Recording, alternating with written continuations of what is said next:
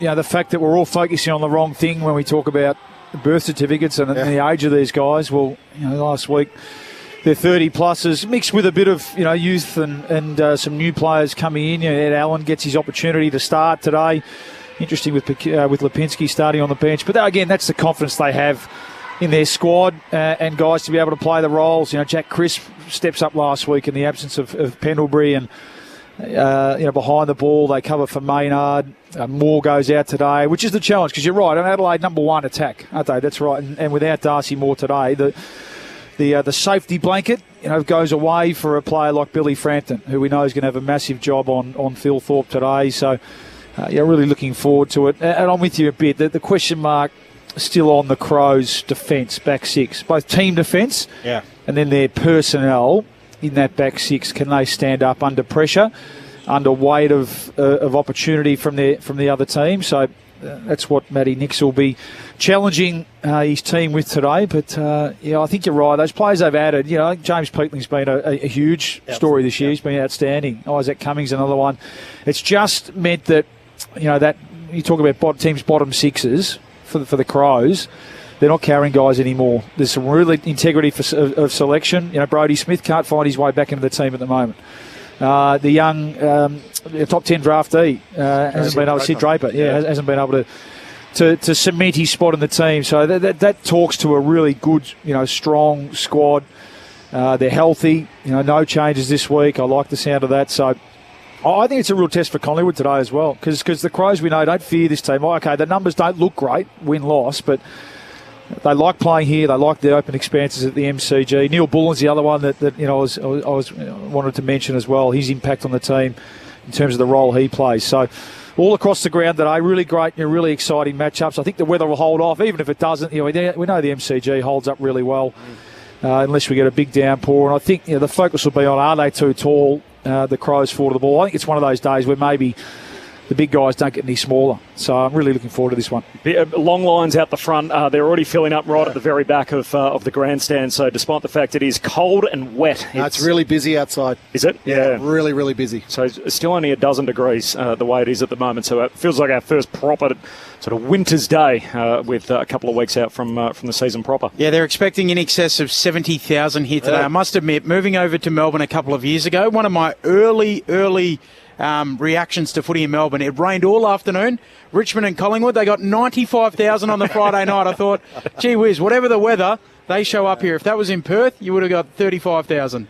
So Doug Nicholls round, of course, custom Guernseys for both these teams. The Crows will be wearing a jumper designed by former player Graham Johncock, alongside artist Auntie Christine Schooner. Now the Guernsey tells Johncock's life story, including his youth, growing up on the west coast of South Australia and playing his juniors at Mallee Park before being drafted to the Crows in the year 2000.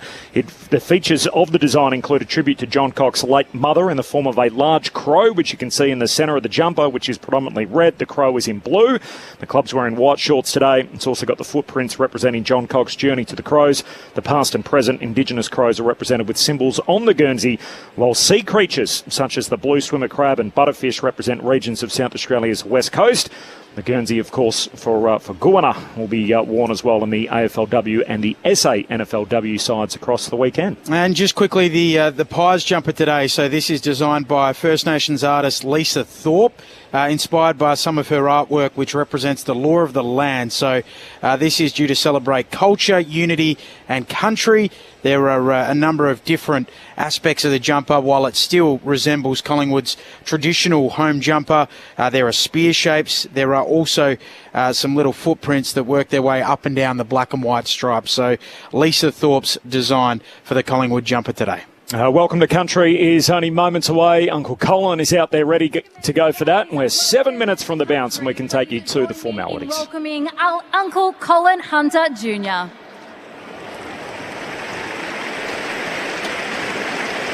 I want to start by acknowledging that this afternoon we are meeting on the lands of my ancestors, the Wurundjeri people. And I'd like to take this opportunity to pay my respects to my elders, both past, present and emerging, elders from all nations, but I particularly want to pay my respects to everyone gathered this afternoon. But I always like to acknowledge the Aboriginal and Torres Strait Islander people joining us. I'd like to acknowledge and pay my respects to them also. Woman Jekka, welcome. Warrenjerry Bullock, Yimikondi Bick. The Wurundjeri people welcome everyone to land today. Warrenjerry, no, Bunambor War, Condi Nengnuck, Dubin and Bick, Bullock, Bor, Chillican. The Wurundjeri people want to look after and protect the land as they did long before. Warrenjerry country extends from the inner city of Melbourne. It goes across the mountains of the Great Dividing Range, west to the Werribee River, south to the Mordialloc Creek and east to Mount Baw. And the Wurundjeri people are part of the Kulin Nation and of the Wawong language group. And while on Wurundjeri country, you're welcome to the traditional lands and the waterways of the Wurundjeri people. So Wominjeka, welcome, enjoy the game. Thank you. A big thank you, everyone, and enjoy the game.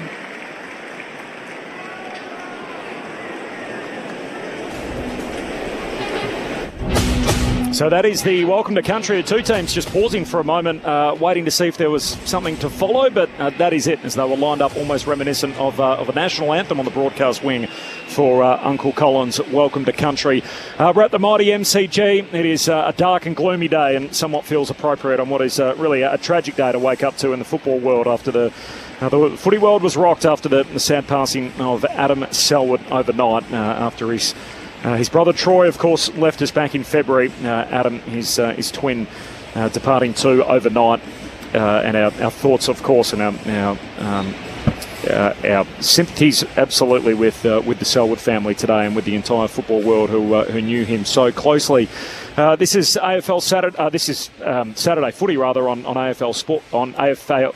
How am I going? Saturday footy on ABC Sport is what I'm trying to get out. The SMS number throughout the afternoon is 0437 774 774. There's no late change at the G.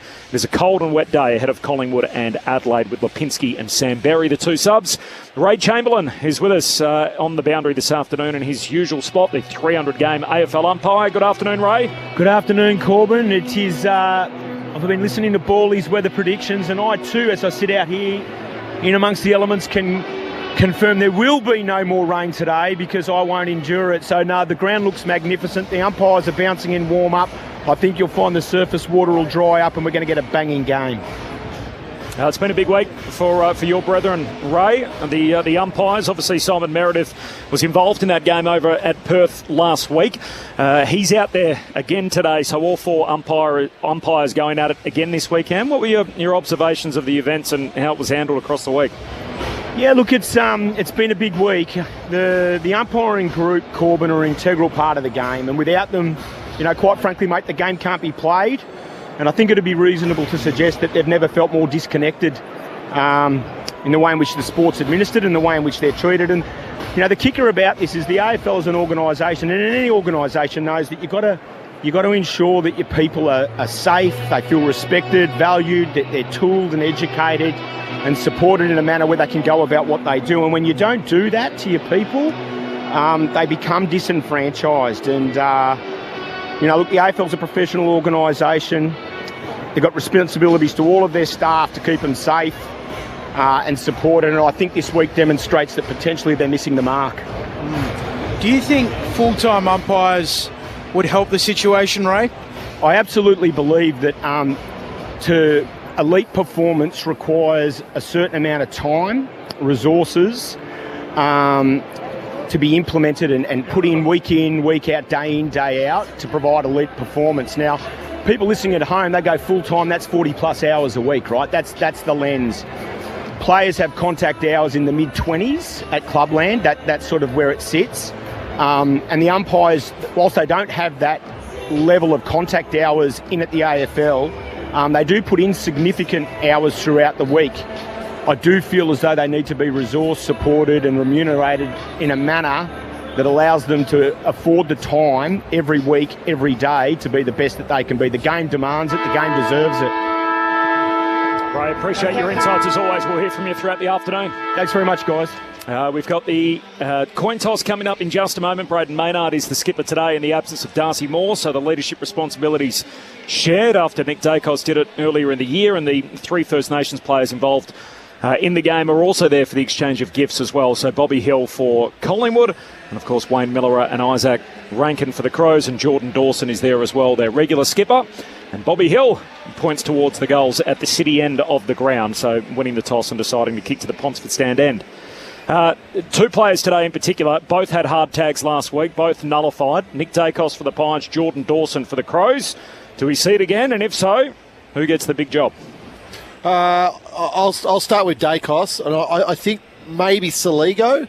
Okay. Might be the one. Peatling's the other one. Saligo's going to start on the bench, so we'll see. It might be Peatling. I think he's probably tended to play more of a defensive midfield role, albeit he's won his own ball this year. I think he's been a fantastic addition. So I think he didn't really give it away. Matty Nixon, he alluded to the fact that they can't let Nick Dacos run around and get 40, high 30, 40 possessions today with the impact he has on the game. And Jordan Dawson, well, the Pies haven't been doing that too much, have they? Yeah. Maybe it's a Jack Crisp sort of an on and off type role. We'll keep an eye on that. But I think the beauty of Adelaide this year, they haven't been reliant on Dawson. He's had a solid year. He hasn't reached the heights of last year, I don't think, but he hasn't needed to, such as the support that they've had from the likes of Peatling and Cumming. So we'll keep an eye on it. It looks like Peatling's going to go and start next to Nick. So really looking forward to this. I think the Crows can get him today. I think the Pies just coming back from Perth. Okay, they've got a couple of experienced players back, but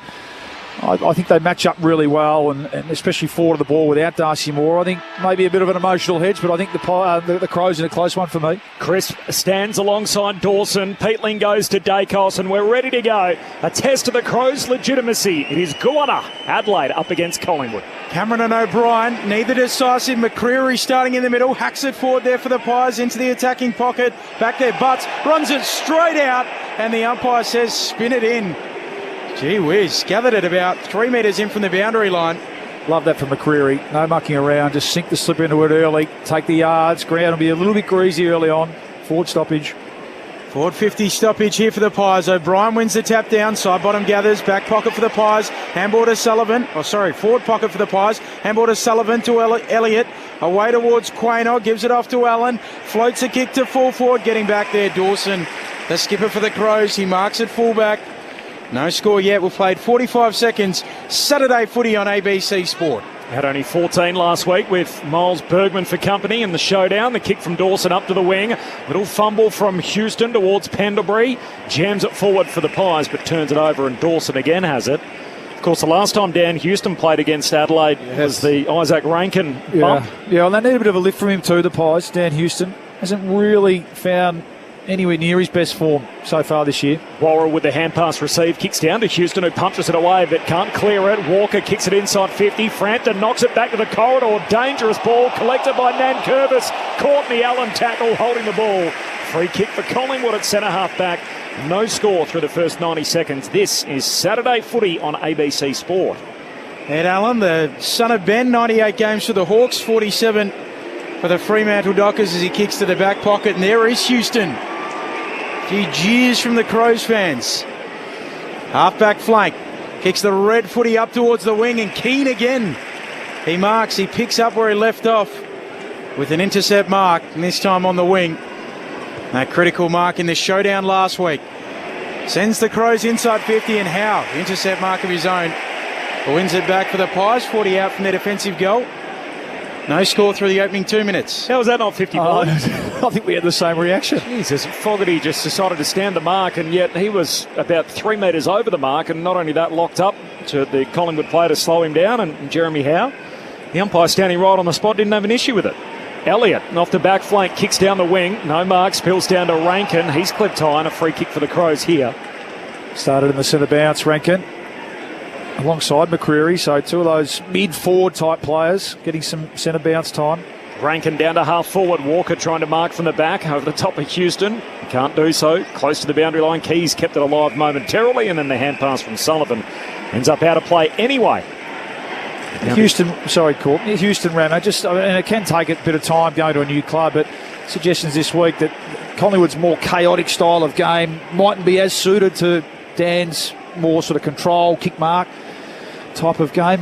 Just keep an eye on it, but they need a lift from him today.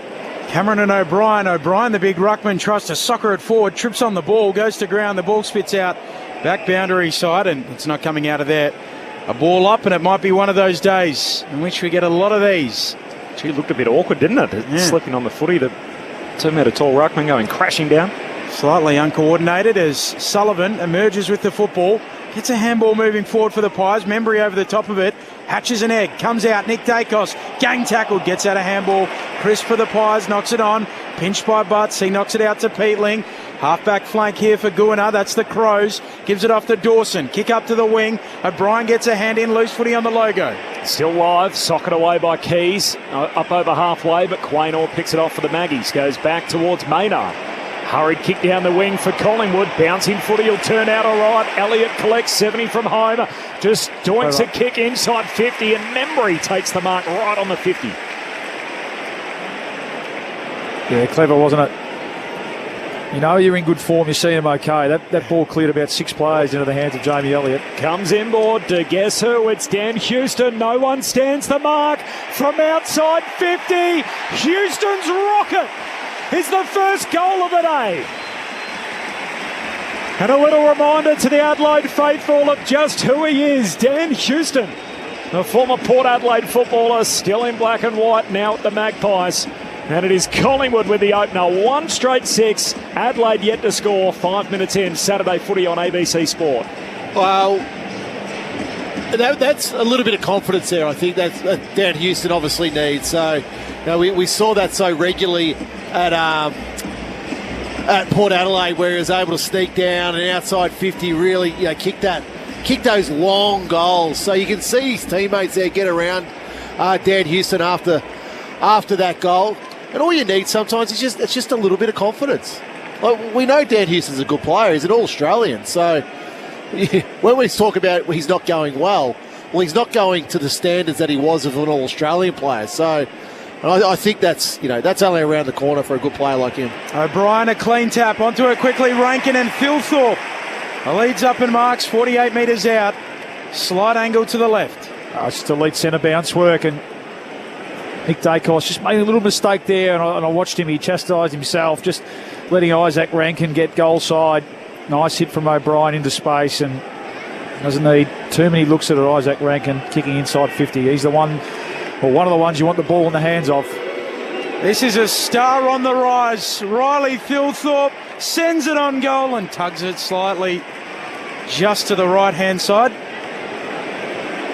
Minor score to begin for Adelaide. Collingwood 1 straight 6. Adelaide 1 behind. We've played 6 minutes. Opening term, Saturday footy on ABC Sport. Here we go. Corridor opens up as Howe goes long down the middle. Long spills the mark. Regathers. Hand pass over to Bobby Hill. He's out. Kicks deep into the forward line. Elliott takes the mark. And that is smooth transition footy from the kick out at fullback to a mark in the forward pocket for Collingwood. We're loving the set plays from kickouts this year, aren't we? A lot of teams really trying to deploy some sort of tactic. It's terrific.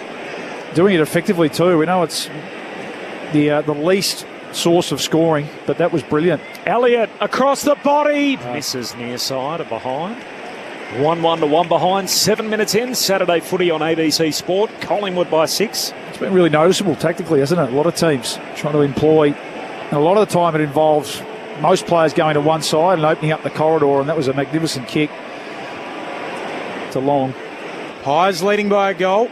Worrell with a long kick in the mark, taken by Philthorpe. Comes infield with his kick for Dawson. Defensive point of the square. Gives it off to the running carrier. Kick up towards half forward. Unable to mark it there is Josh Dacos, and a free kick to be taken by Peatling. Peatling comes infield with his kick to Millerer. Middle of the MCG. He'll send it into the pocket looking for Walker. Howe jumps in front. Intercept marks again. And he'll move the Pies quickly out to the southern wing for Membry. Imagine we'll see a bit of that today with no Darcy Moore and being able to zone off and take some intercept marks. Jeremy Howers. Membry goes short to Hoskin Elliott. It's a very unusual crowd, by the way, so they're expecting 70,000. It feels very spaced out, so it's not like there's any one block that's really well populated. And Your social distancing. yeah, it does feel a bit like that, doesn't it, Ram? As the kick heads down the wing, spills down towards Allen, he coughs it up. Adelaide back with it, and then Curvis gives it to Millerer up over halfway. Fogarty punches it on from the Crows. Out to meet it, Keys, left it behind. Fogarty goes and gets it a second time and then breaks a would-be tackle. 70 from home, tumbles a kick inside 50. They all miss it. Philthorpe heading up, and to mop it up is Houston. Handball dangerous. Turns it over. Walker knocks it down to Keys. He's clipped high. And a free kick for Ben Keys. 30 out, right half forward for the Crows. They've been a little bit careless in this first quarter, the Pies. That's their third head-high tackle against. So Crows just a little bit lower at the moment. So it's not concerning in terms of the result, but I think is in terms of a technique. Don't want to give too many free kicks away for head-high tackles inside your defensive 50. Keys runs around to try and improve the angle. Got it skinny and doesn't score as Cameron marks on the behind line. So Collingwood still by 6 points. We are 9 minutes into the contest. Saturday footy on ABC Sport. Cameron on the last line.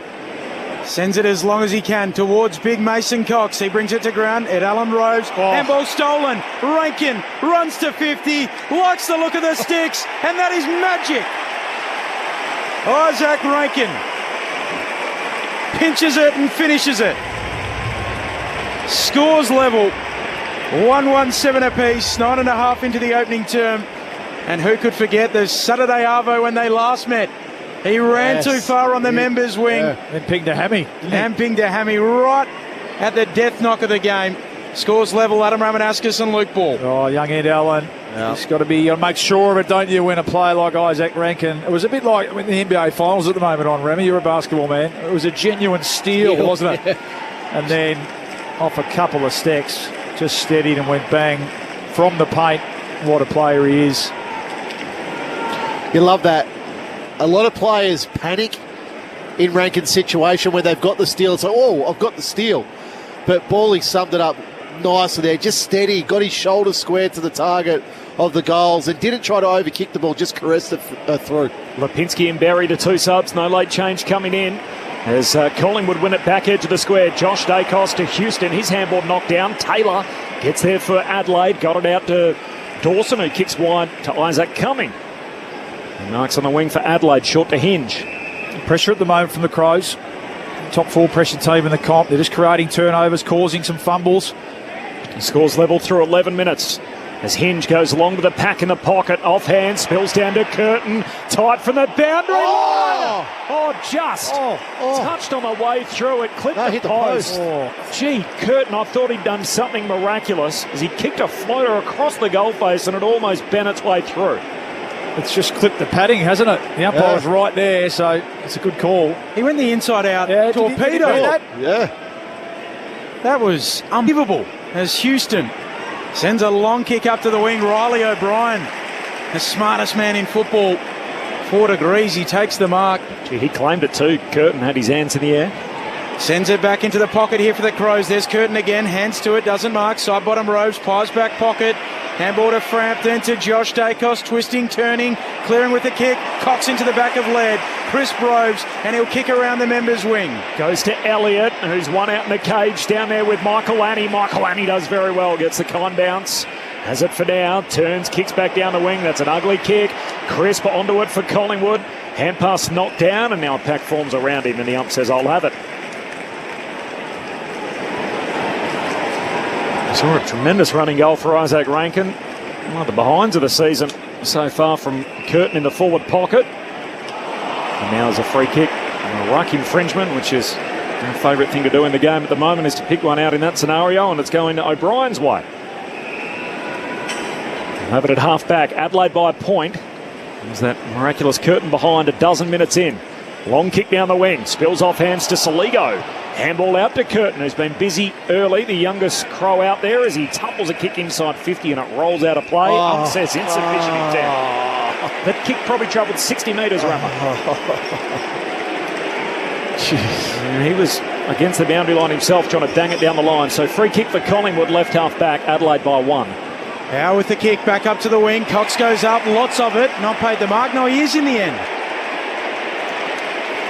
Mason Cox right beneath us, members' side of the ground. I want to go back to Ray in a moment around that ruck infringement rule and the insufficient intent. I don't know what the umpire is asking Dan Curtin to do there. He's under pressure going towards the boundary. He's kicked it to a contest inside his forward 50. Crisp wins the footy half forward, sweeping handball. Hoskin Elliott, swivel, snaps, goals. Collingwood at their best. And they're back in front.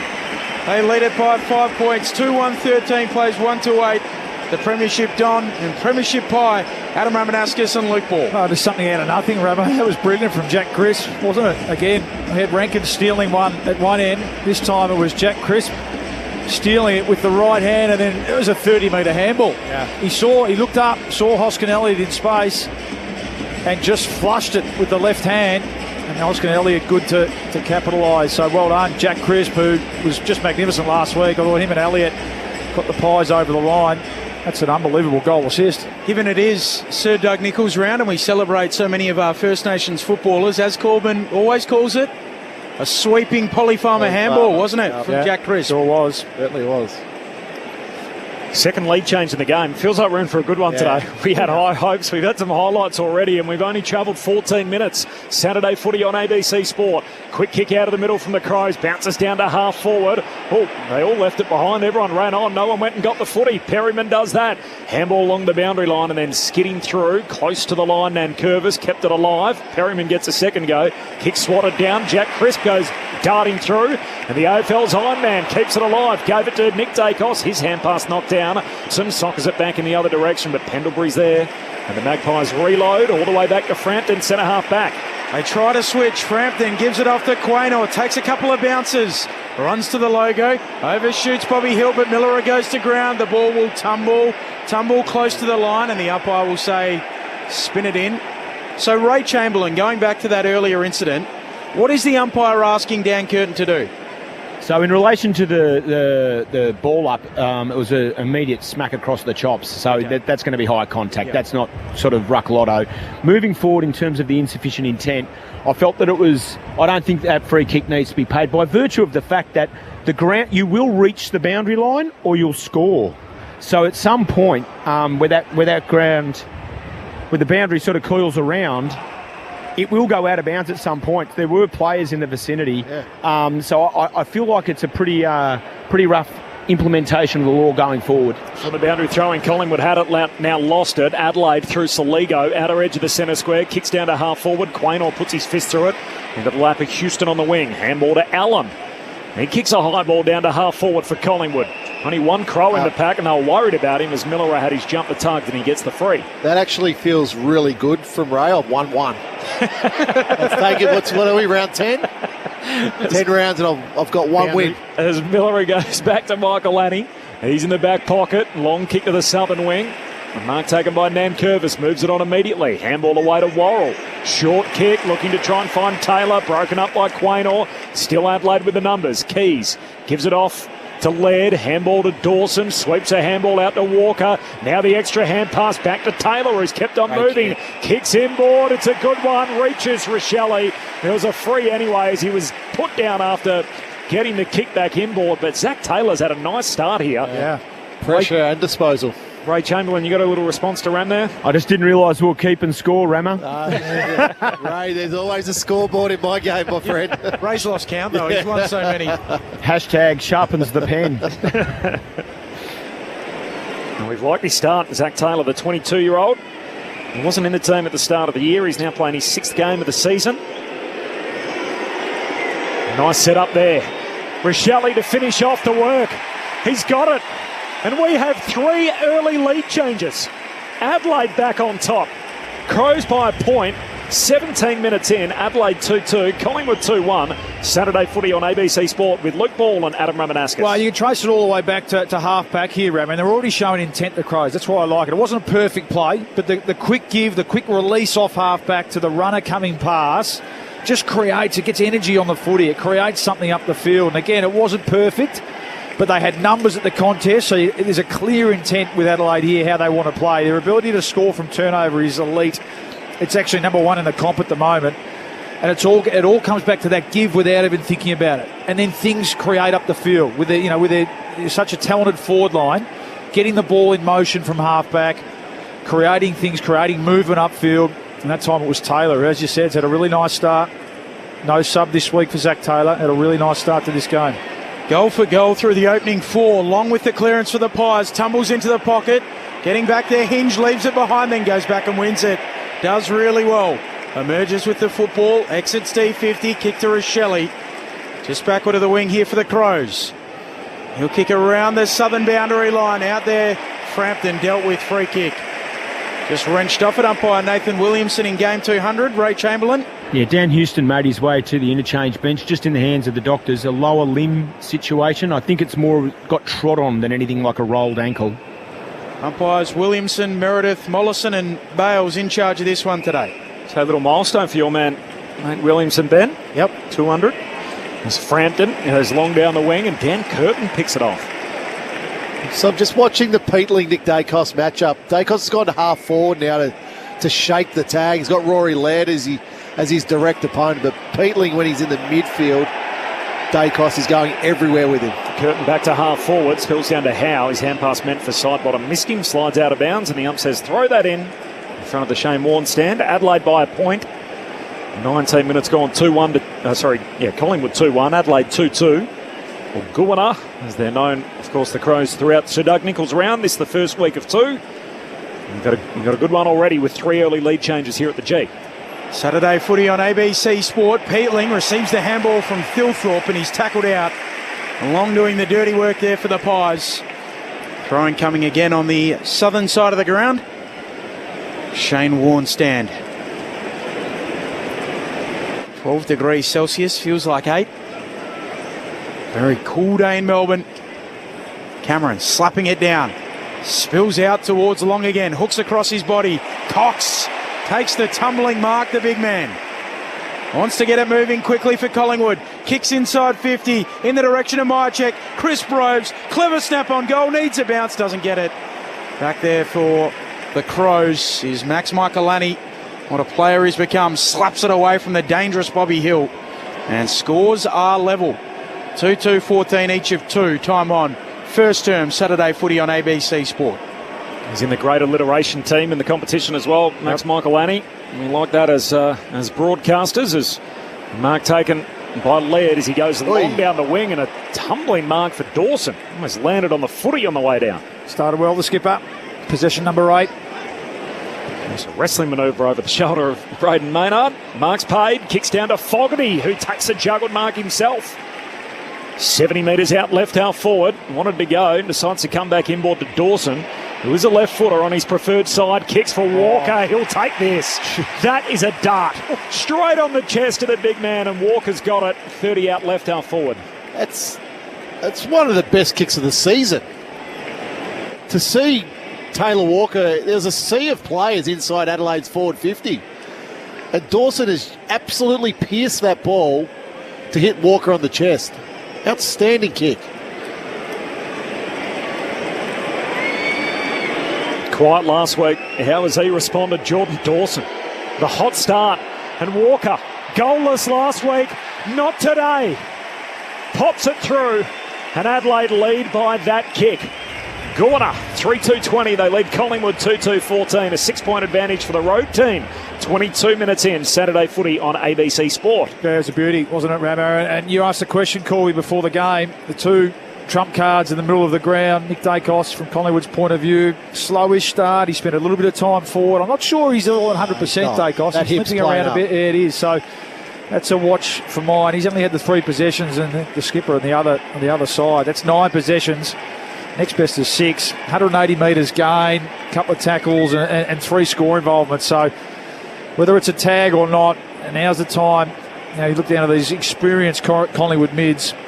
Time to put a bit of attention into this star Crow captain. It's too big of an impact on the game at the moment.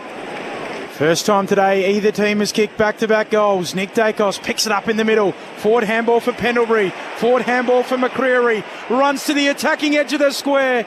His kick is offline on goal. Slips over as he kicks it as well. Incredible carry on the kick, considering it's gone all of 60 metres plus, but a minor score. 5 points Adelaide's lead. 23 minutes into the first. Saturday footy on ABC Sport. Michaelani off, he trots from the kick out, goes long to the contest. Dawson flying again. Ball hits the deck, comes Collingwood's way. Cameron, handball to Perryman. Handball over his shoulder. Here's Nick Dacos. Got it away quickly by hand to Pendlebury. Back to Nick. Sells the dummy around 1. Slick hands to Pendlebury. He's going to give it back to Nick. They're just waxing here through traffic. Handball missed at McCreery. Collingwood good enough to mop it up. He got it back from long. McCreary breaking through tackles. The ump said, you've had long enough. It's holding the ball. Well, they were waxing called because Adelaide had numbers back. They had one-on-ones all inside their forward 50, but Adelaide then had 3 players sitting back by themselves inside Collingwood's forward 50. Short kick to Rochelle, who turns and kicks up to the wing. Thilthorpe runs underneath it out the back. Maynard there for Collingwood. Oh. Handball back into the corridor. Perryman slaps it on, goes and gets it. Handball to Josh Dacos. Sweeping handball for Allen. Attacks the footy, doesn't gather it. Out of play it goes, throwing on the wing. What have you made of the McCreary look in the midfield? I don't mind it. It's simply makes it more dynamic. It's a burst. It's real speed and power. Yep. Is it particularly with Geordie De Goey out at the moment? Yeah, it's that sort of role. That's Spot on. right. Well done, Ben. Thank you. You're actually seeing the game quite well lately. Been down at training as well. I've become a track watcher. Cameron palms it down. Knocks back on by Curtin in the other direction to Peatling's advantage to Rochelle. Adelaide with it, sweeping hand pass to half forward. Or Perryman throws his body out at long, wins it. Handball away to Josh Dacos, kicks to centre half forward. Laird leaves his man, breaks it up from Myercheck. Myercheck good enough to paddle it on to Bobby Hill. Always dangerous, 55 out, kicks to full forward. Membry clears out Butts and takes the mark. Full forward for Collingwood. He can chuck it over from about 12 out. And they get to Harry Perryman here at half back. That was just he just went harder, lower and harder, created the collision, which led to the turnover. And there was a beautiful kick from Josh Dacos, who's shaped to go wide, hooked it back over his body. Great contest from Brody Myercheck back into the team. And a bit of magic from Bobby Hill creates the scoring opportunity for Tim Membry. Just as Adelaide looked like they were starting to take over, Membry with a momentum shifter. And it's a go-ahead goal. 4 lead changes already. And this game has been everything we wanted it to be so far. We are 25 minutes in. It's Collingwood by a point, 3-3 to 3-2. Saturday footy on ABC Sport with Bawley and Rammer. So right now Collingwood, they're over handballing, there's no doubt. So they've had 38 kicks, 37 handballs, so that's inviting Adelaide's pressure. Adelaide's pressure has been really good, but I think the way Adelaide has set up behind the football is a bit of cause for concern for Collingwood. It's there really was probably the only inside 50 they've had. They've only had 9 for the quarter, Collingwood, where they were able to get one-on-ones, true one-on-ones. It didn't allow another Crows player to come across, be that third man into that contest. Membry there too good for Butts. He's got to be stronger in that contest, hold his ground, can't allow your direct opponent to mark at the top of the goal square. Thoughts of Adam Ramanauskas. He's alongside Luke Ball, back in the middle. O'Brien hooks it down. Saligo can't gather it. Sullivan knocks it out. Elliott in there for the Pies. Handball away to Perryman. Kicks from the back of the logo up towards Nick Dacos. Hinge, a diving spoil. You love to see it. Desperation, he punches it out. Throwing coming between wing and half forward here for the Pies. Yeah, Jamie Elliott this time pinching in the centre bounce. I think with Dacos spending a bit more time forward, we'll see a bit of that. McCreary, Elliott, these explosive type players taking the centre bounce and then pushing forward. Both been effective so far. Over 70,000 in the house. Umpire flings it in. O'Brien taps it back boundary side. Out after it is Rankin. We'll do it again. What about Riley O'Brien? 4 degrees. Spoke during the week his favourite Pope, Gregory VII. He reformed the church. He's a different kind of cat, Riley O'Brien, isn't he? Well, maybe to you, Ben, but that's pretty sort of normal. He might say the same about you. Exactly. Yeah. Different for a footballer? Don't be so stereotypical. He'd be right if he said I was a different cat. That's fine. O'Brien wins it down to Crisp. Handball away to Josh Dacos. So Collingwood inside the forward 50 to spot the hit-out win. As the ball spills off the pack to Laird. Handball to Millerer. Kicks out of defence. One bounce. And then to Cameron, who keeps it in. 70 out from goal. Hand pass to Josh Dacos. Collingwood reload back inside 50. Punched away by Cumming. He hasn't quite killed it. Bobby through. Kicks it out of mid-air for a goal. He lights up the MCG again. And that ball just wasn't killed enough. And you give Bobby Hill a sniff and he's all over it. Collingwood by 7 points, 4-3 to 3-2. 28 goal opening term. Hill with his first of the day. Saturday footy on ABC Sport. That's a long way to spoil the ball. I think where this kick comes in from Josh Dacos inside forward 50. The Crows look good there. Who was it? Was it Cumming. Yep, coming with the spoil. Yeah, and he was probably 25 metres out from goal, and he needed it. He needed a couple of more metres with that spoil, but that's outstanding from Bobby Hill. Yeah, these small forwards, a bit of a concern for the Crows. We know these they're pretty good medium-sized defenders. Is he claiming that? No, he didn't. Yeah, the real big guys and the real little guys. Yeah, that's right. Yeah, it's a problem. And that time with Michael Lanning actually slipped over. Yeah. He'd be a nightmare to play on in that forward 50, Bobby Hill. Bobby Hill, a Noongar man, the only First Nations player out there for Collingwood today, led. Gets the clearance for the Crows, kicks inside 50. Howe's back there again. I think that's a third intercept mark inside D50 for Jeremy Howe in this game as he kicks out wide to Braden Maynard. Just sharpen up a bit, Rami. Your point around, they were just a bit handball happy early, Collingwood. And this is a serious pressure team. So the last couple, Josh Dacos, a lot more direct, take the yards, long to a contest. Maynard with the contest, kick up to the wing. Nick Dacos falls on top of the ball and ball up. And the reality of that is, if Adelaide are the number one pressure team in the competition, don't handball. Because that's how they want the game. That's how Adelaide want the game to play. Kick the ball. Both rucks miss it. Riley O'Brien just tugs down Darcy Cameron. Free kick to Collingwood. Right beneath us, Collingwood by 7 points. Saturday footy on ABC Sport. 29 minutes into the first. Cameron goes wide to Josh Dacos in front of the benches. Now a long contest kick to half forward for Collingwood. They come from all directions. No mark for Dawson. Spills off hands to Jamie Elliott. Wrestles free of the Miller tackle. Gives it to Sullivan. Kicks inside 50, but Hinge picks it off. Marks at fullback for the Crows. Of course, the last 4 games between these two teams all decided by under a goal. So despite the fact Adelaide are winless in their last 10, that includes a draw and a handful of games by close margins. Hoping to try and break that today at the G. As Laird kicks down the wing. The waning moments of the opening turn. Ball spills off the pack to Josh Dacos. Handball to Allen. Handball to half forward for McCreary. He steps his way around Laird. Handball to Crisp. Caught. Ball comes out in the tackle. The ump says holding the ball. And it'll be a free kick for Adelaide. And now 50 is Nick Dacos. That will give them one chance. There's 8 seconds remaining in this quarter. So if this ball goes inside forward 50, a big pack mark they'd expect. It's Dawson too, so he can get it there. Then kick the ball away. So seconds tick down. 4, 3, 2. Is there time? Hinge inside the forward 50. The answer is no. Why did the clock start? The clock only should have started when Dawson handballed the ball. That's play on. That's the umpire according to move. You got an answer for us on that, Ray? Yeah, the clock will start as soon as the umpire blows the on when he set the mark after the 50 metres been implemented. Right. 7-point lead for Collingwood. It's been a cracking opening term.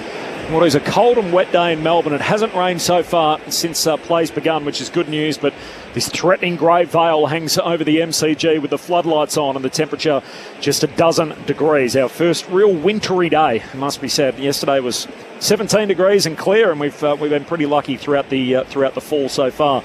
Collingwood by 7, 4 lead changes. The goal kickers, 1 for Houston, Hill, Membry and Hoskin Elliott.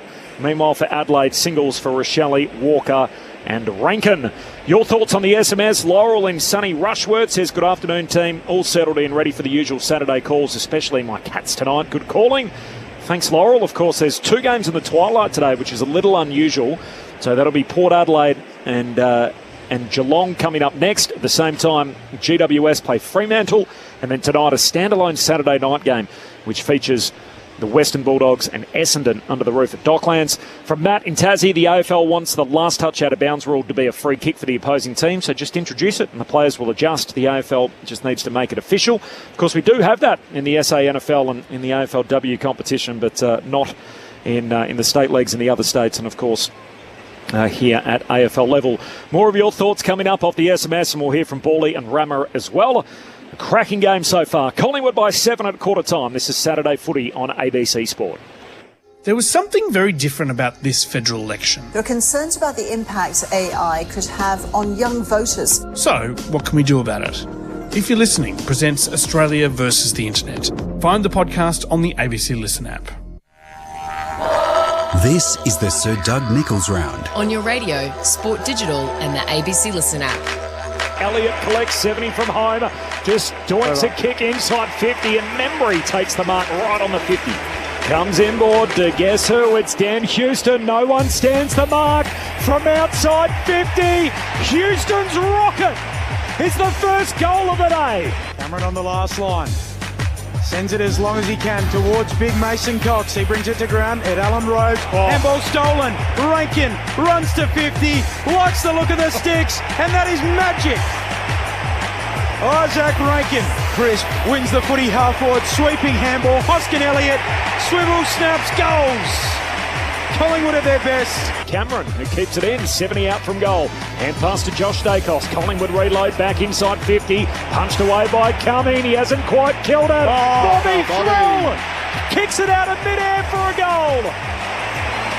He lights up the MCG again. The 2025 Sir Doug Nicholls Round. On your radio. ABC Sport Digital. And on the ABC Listen app.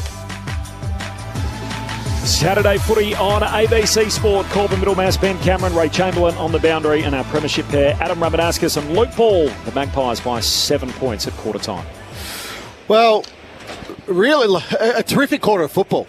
We had a number of lead changes in that quarter, so yeah, it all suggests a really good game, a really tight game of football today. The conditions now are fine. It's cold, but the conditions are terrific. There's no rain around at the minute, so conditions are fine, and the G dries out really quickly, so no excuses for both teams. The Peatling-Dacos matchup's really interesting one. Dacos is clearly hampered by that hip injury at the moment, so he ended up with the 7, but 1 kick, 6 handballs. So we know Dacos does his most damage by foot, albeit Champion Data don't think that at the moment, so they've got him as the 10th worst kick in the competition. Which, if I can just jump in there, we had Matty Nix on AFL Saturday, and he said, look, we're going to worry about his score involvement and the damage, so correct. He'd be very happy, I think, with that. Yeah, and so what Dacos is then trying to do is go to half forward to really break that tag. Okay, you know what, Peter, if you want to tag, no dramas, but come with me forward. But to Adelaide's credit, they're holding their back 6, so he then gets handed over to, it was a Mitch Hinge in that quarter, and I thought they really kept him out of the game. For the Crows, Dawson was terrific that quarter. He's had the 11, but it's just his ball use, particularly that one to Taylor Walker going inside forward 50. Collingwood need to change their mode at the moment. They're handball happy, 48 kicks, 44 handballs. Bally mentioned the pressure that Adelaide apply as the number 1 pressure team in the competition. Collingwood need to use their feet more in this second quarter. Yeah, I thought about the 20-minute mark when you made that call, Ramy. It was spot on. They were a bit handball happy and just inviting the pressure in. Picture even Rankin, picking one off and kicking the goal, and number 1 team from scoring from turnovers. So I just thought they were playing Adelaide's hands a little bit, and the conditions not really conducive for that, are they, today, being a little bit greasy. So I thought there was a noticeable shift in that last 5 or 6 minutes. It was led by Josh Dacos, I thought, across half-back, who we know is their go-to man, their quarterback. They love the ball in his hands, and he had 8 possessions and pumped the ball inside 54 times. So I thought, I thought there was a noticeable shift from their senior players, led by Josh, that, okay, we understand we're just flicking around, being a little bit flippant with the footy, inviting some pressure. Let's take our yards and get it forward. Get a contest from Myercheck and Cox and the other forwards, and then let the Hill and Elliott, Hoskin Elliott, get to work at ground level. And I thought that was where they really turned it around. Middle of the ground, bit of a pretty even battle. Both teams have looked dangerous out of centre bounce and have been able to generate scoring opportunities out of centre bounce. Probably for the Crows, Dawson's been the standout. He needs some help. So it's Saligo 3 possessions. It's Rankin 3 possessions. He needs a few others to jump on board through that middle of the ground. Thoughts of Luke Ball and Adam Ramanauskas. It is Collingwood by 7 points as we start the second term. The Rucks share it down and Rankin grabs it. Kicks it inside the forward 50, but Frampton, former Crow, former Port Adelaide footballer, now premiership pie, kicks it back down the wing, never broke stride. Now there's another whistle here on the play, as it's going to be an Adelaide free kick.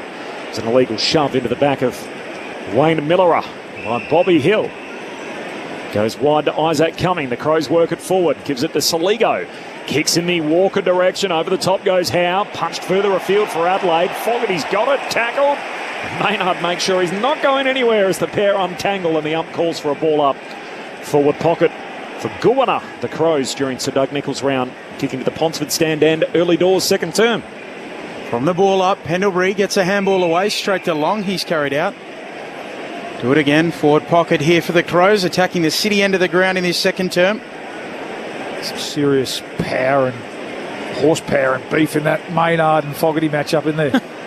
Beef's the good word for it, I think. Sort of thinking hips down. How can I put that nicely? Good battle. Umpire brings it in again. Cameron taps it to the front. Josh Dacos gathers the footy. He'll kick out in front of Quaynor. Goes for a run. Has to paddle. Corrals at half-back flank for the Pies. Waits. Maynard runs on. Gathers it. Now feeds a forward handball to Josh Dacos. He feeds one further afield. Pies work it up to the wing here with Sidebottom. He kicks infield, looking for his old mate Pendlebury. Bouncing ball half forward for Collingwood. It doesn't sit for Pendles. The Crows arrive and they pick it up and have the numbers. Saligo works it through to Millerer. Defensive side of halfway. Got a handball to Rankin. Usually a good idea to put it in his hands, and he finds his mate Rochelle. Marks right on 50. Rochelle goes long to Fogarty, who's got it in the pocket. That was well done by Ben Keys. Just floated into the pack, took out the defender. Yeah, just floated in the middle of the pack. So he would have got a free kick if Fogarty hadn't marked that ball. Because Frampton took him over the shoulder, but it just didn't allow Frampton to get to Fogarty to have any influence on that contest. Just again, that ability to generate scores from turnovers. Turnover here at half-back. Poor kick from Sidebottom. Shot a goal at the other end. He's been super accurate this year, and that run continues. Kicks the first to the second term and makes it a 1-point game. Darcy Fogarty moves the Crows to 4-2-26. They trail Collingwood 4-3-27. 3 minutes played, second term, Saturday footy on ABC Sport. He got down there pretty quick, didn't it, Rammer? Just a 50-50 ball, middle of the ground. A couple of broken tackles there for the Pies. Miller involved, and Rochelle just popping out forward of the ball. It's a smart half forward does. He went long. He had Dawson short, actually. Really hard for any team to defend a turnover from that part of the ground. Fogarty getting on the end of it. He almost collided with Keys, didn't he? He caught one for his troubles, Ben Keys, but Darcy Fogarty, as I said, been a good battle. Hasn't really been able to insert himself on the game to this point. Gets his opportunity there. Only goalless once this year and has kicked multiples on every other occasion, Darcy Fogarty. Become a really good player as O'Brien picks it up out of the middle. Handball to Laird.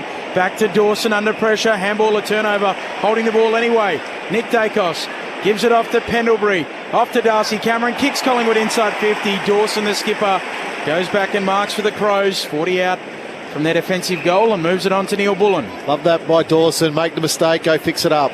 Chief possession getter on the ground. He's up to 13 as Neil Bullen's kick finds Thilthorpe. That's Dawson with 13 as the kick heads inside the forward 50. Two of the big three fly for it in Fogarty and Walker. No marks. Spills to Josh Dacos. There's one for the junior coaches. The Collingwood players keep their feet, win the footy. To Pendlebury, back to Sidebottom, back to Josh Dacos.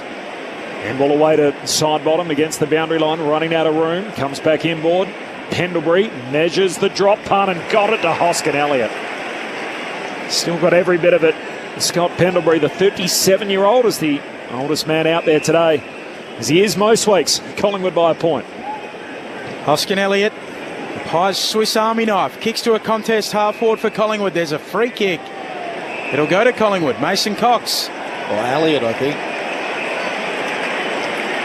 Yeah, it is going to go to Elliott. Mason Cox was skipping back off the mark, received the football, but a bit sore, Jamie, too. Well, he got those ones he got pushed into it, didn't it's he? a bit dangerous, that one. 2 kicks from home, Jamie Elliott. Looks into the pocket. That's where he sends it for the Pies. Can they find a marker? Membry Keane again. The Irishman for the Crows marks in the back pocket. And he's making a habit of that. Yeah, full of confidence, isn't he? Love that. We love key defenders who back themselves to take front position and mark the footy. Mason Cox has got to bring the ball to ground there.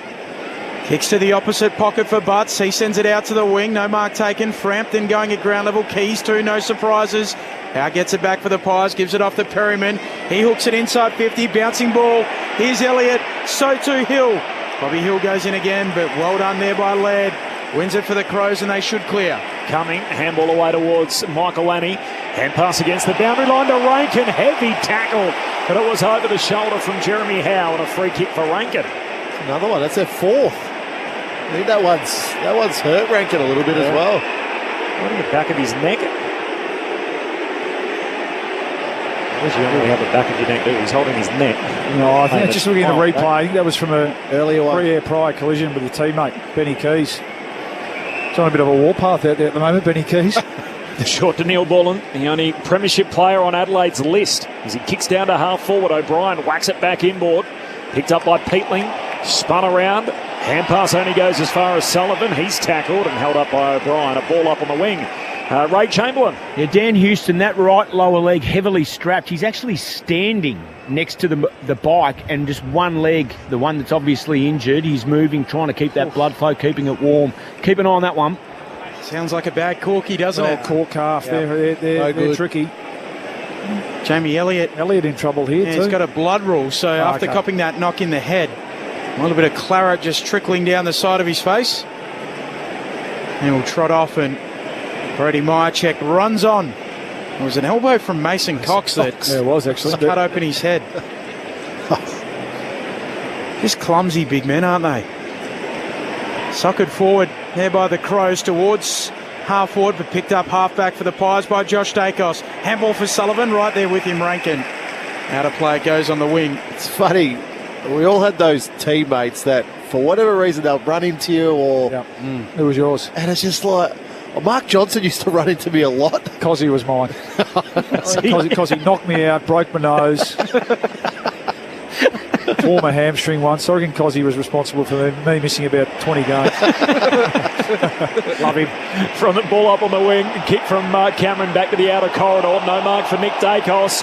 Miller had it, lost it, and the McCreary tackle. Back to Nick Dacos. Hand pass inside 50. Says keep it rolling. Back in the corridor. He's Peatling. Kicks it across the ground. Found Fogarty. Should get this here, Collingwood. Broken up by Maynard numbers with the Pies at half forward. Quaynor gives it to Crisp.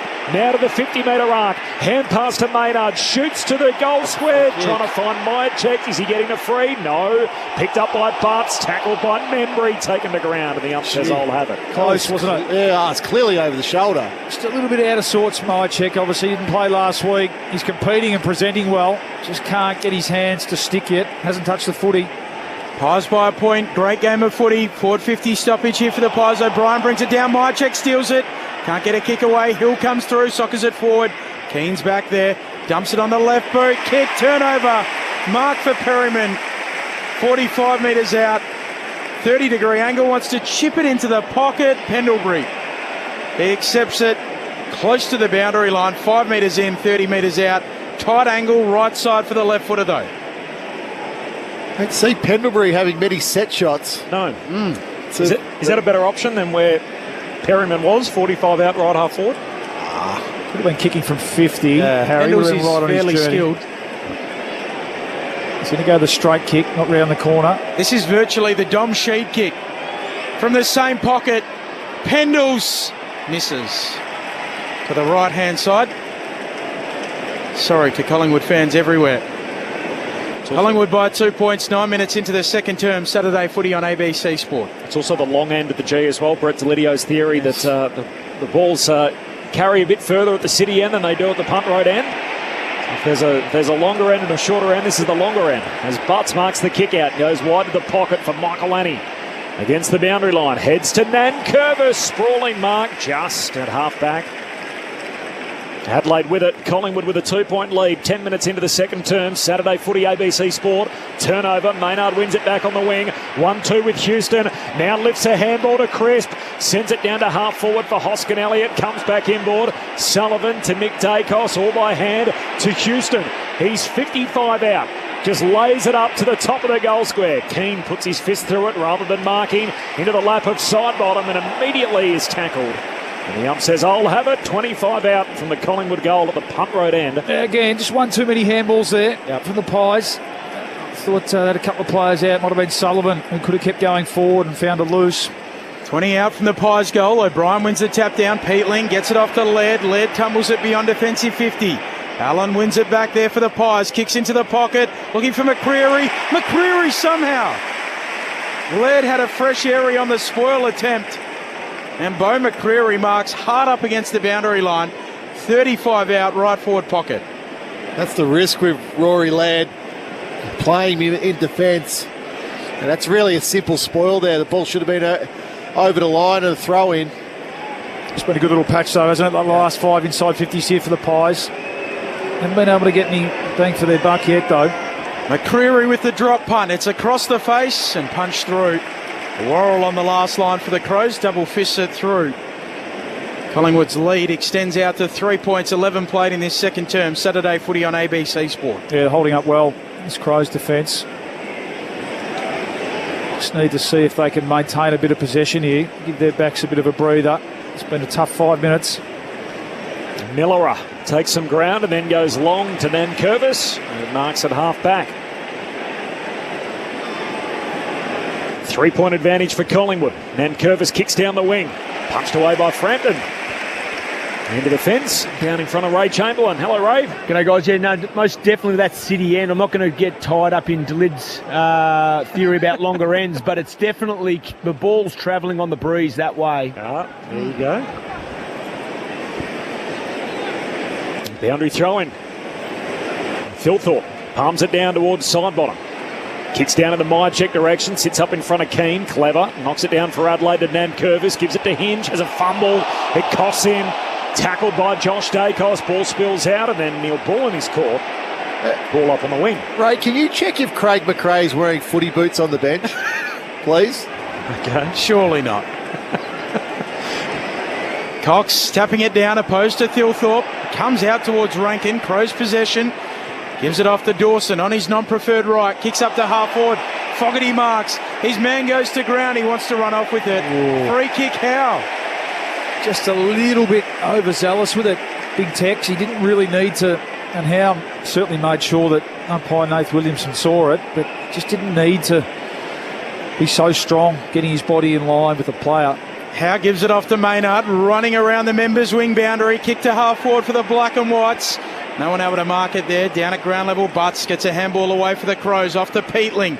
He'll send it back around that members' wing. Walker the target, one-on-one with Frampton. Frampton punches it over the fence, and a boundary throw-in on the wing members' side. Ray Chamberlain. They are not football boots. They are slick wheels. They are a leather get-up, and they have got an Indigenous print beautiful on both, and they look fantastic. I'll flick a photo up for you. Thank you. Saw the players' boots specially designed by First Nations artists this weekend at Collingwood. And the coach got himself a set of custom wheels as well, as Pendlebury awaited long. Tackled, caught, holding the ball. It's the problem for Collingwood. They want to continue. It's 18 kicks, 25 handballs at the moment this quarter for Collingwood. 3-point lead for the Pies. 14 gone. Second term. Curtin with it. Logo broadcast side. Heads down to half forward. Punched away against Frampton. He's done some good work in defence. Spills to Crisp. Right idea though, Corb. Kicks inboard. You can't do that. Millera took the mark and then tried to handball to Hinge, who was running in front of him. The ump said, no, can't do that. Millera kicks inside 50. Howe goes up in front, hands to it, spills down to Walker. Handball back into the mark. Howe goes in, gives it off to Quaynor. Back feeds a handball to Josh Dacos. Pies in their back pocket. He'll kick to the goal square. Not 15. Frampton looks longer, brings it out to the members' side in the Hoskin-Elliott direction. Through his hands, out the back. Myercheck. He'll feed it to Long. Pies could be out. Kicks into the corridor. Pendlebury the target. Awkward half volley. Pick up from McCreery. Left it behind. He's coming. Hand pass away towards Curtin, who's caught. Ball comes out. Ump says keep going. Ed Allen with it. Southern wing. Kicks inside the 50. Awkward half volley for Hill. Bounces over his head. Myercheck collects. Shakes a tackle. Handball missed his intended target. Collingwood still a chance. Here's Long. Centre half forward. Gives it to Pendlebury. Kicks wide for Crisp.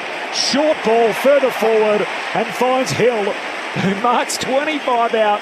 Left half forward for Collingwood. It was an interesting way to get there. That is ridiculous by Scott Pendlebury. To have that vision, because there was a mess. There was a mess inside Collingwood's forward 50. It's hard work at the moment. And it took a 400 gamer to go in there and sort it out. And he just saw Jack Crisp at the corner of his eye. It was like a check side wider inside the forward 50. Outstanding. After 12 minutes in the game without a goal, Bobby Hill shooting here. He's offline and misses. Had 7 goals in the opening term, 1 to start the quarter, and now we've gone 12 minutes plus without one. Collingwood by 4 points, 4-6 to 4-2. Little dry spell in the game. Worrell with the long kick. Walker marks. Crows quickly down the Great Southern Stand wing. Kick up to half forward. No mark there apart from Houston. He spoilt it to himself. Comes down with the footy, slaps it up into the air and then marks it. It was a big one-on-one win. Yeah, Jonty Rhodes like. Outnumbered too. Dawson at the 4 ready to mop up the crumbs. So big win there for Houston. Move it to Quain of the Pies. His kick a turnover. Thilthorpe gathers there for Adelaide. Kicks towards Rankin. Half forward flank. Quainor gets back. Halves the contest. Goes again at ground level. Then wins it. Handball for Frampton. Handball to side bottom. Side bottom. Twisting, turning, evading. Slippery. Run down. Took too long. Just gets rid of it and got it onto Long, and now the Pies are out. Pass through the corridor. Nick Dacos gives it to brother Josh. Lifts it over halfway to McCreary. Kicks into an open forward 50. Poor kick and a turnover. And he missed Jack Crisp. He did. Yeah, he was wide open. Keane takes the intercept mark. Short to Neil Bullen. Adelaide back the other way. They're out here. A lot of tired players. A lot of continuous footy as Paitling receives it. Kicks long to Fogarty. Fogarty heads for home. It's a good option. It's a goal for Fogarty. His second, and the game has its 5th lead change. Adelaide by 2 points. 17 minutes gone, second term. 5-2 to 4-6. I mentioned we had a long time without a goal. We had a long time without a stoppage. And in the end, the run breaks on the boot of Darcy Fogarty. Saturday footy on ABC Sport. Well, it just becomes who can execute then, doesn't it, Rammer? And they've got them a bit spooked at the moment, the Crows, with their pressure. Both Dacos boys running through the middle of the ground. It was McCreary, who you're right, he had Jack Crisp on the open side in mountains of space. He had the tunnel vision on, and Mark Keane was there to turn the ball over, and then, didn't get to the other end very quick, didn't it? And there's players, there's hands on here, some knees everywhere. It's been a taxing 17 minutes or 15 minutes of footy this, up and back, up and back. Crows, number 1 team, we keep saying it, scoring from the turnover. That time it was Fogarty, I'm not sure. Did he go for goal? He might have just pumped it. Yeah, he did. A beautiful finish in the end. Had players free inside 50 as well. So, yeah, they've just got them a bit spooked at the moment with their pressure, the Crows. Just got a little gloomy at the MCG as well. Just wonder whether it's about to rain, as from the restart, Rochelle looking to pick it up. Nowhere to go, another ball upcoming. You got a little lighter meter like the cricket umpires.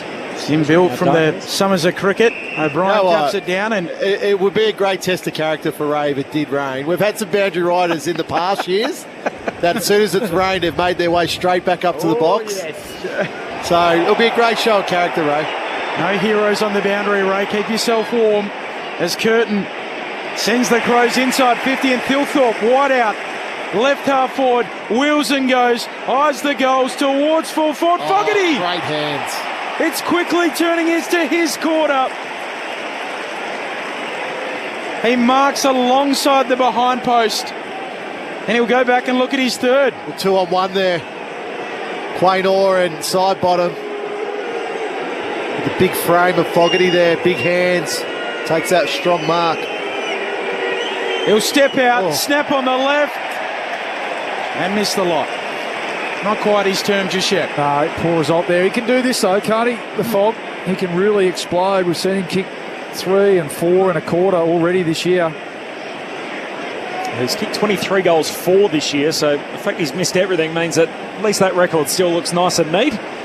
No score on this occasion for Darcy Fogarty. Collingwood try to clear to the wing. Adelaide win it back. Laird to Saligo. Bounces the ball down to half forward. Josh Dacos picks it off. Kicks a running barrel back down the wing. Didn't quite hit it. Membry and Worrell. Membry wins the footy. Kicks inside 50 for Collingwood. Myercheck. Hinge breaks it up. Ball hits the deck. Elliott's there where he should be. Gives it to Long. Handball to side bottom. The ageless one. Side bottom goals. And Collingwood take the lead straight back. Lead change number 6. Pies by 4 points. 5-6-36. Adelaide 5-2-32. As we tick into time on in the second term. Saturday footy on ABC Sport. Oh, you love that run. Well, still side bottom. So he started through half back. Yeah, it's just pure gut running. You're looking in, so they turn the ball over. Josh Dacos with a barrel. Well, what we thought was a barrel, and that just causes a little bit of chaos. I think Membry probably got away with a little push there. It's a great contest by Myercheck. Just to force that ball, Elliott, little handball, Long, another little handball, then Sidebottom's able to finish it. But you watch Sidebottom in the run. He's ran 120 metres to kick that goal, and Now, any young footballer watching it, that's what work rate is all about. Vintage side bottom. It's a classic fat side wing play, isn't it? He was in line with Dacos, wasn't he? With Day at half back. And he bobs up and kicks the goal. Much needed goal, it must be said, for Collingwood this quarter. Closing in on 200 goals in the AFL as well. 2 away from that. Cameron taps it down. McCreary paddles it on. Riley O'Brien, the big ruckman, tracking back, wins it. Nick Dacos worries them out of it. Loose footy inside 50. Dacos picks it up, gives it off to Long. Here's Crisp, and that is Collingwood. Knock on Sir John, goal. Out by 10 points. 6-6-42, plays 5-2-32. 21 minutes into the second. Adam Ramanauskas and Luke Ball. Oh, good call, Benny. That is vintage Collingwood.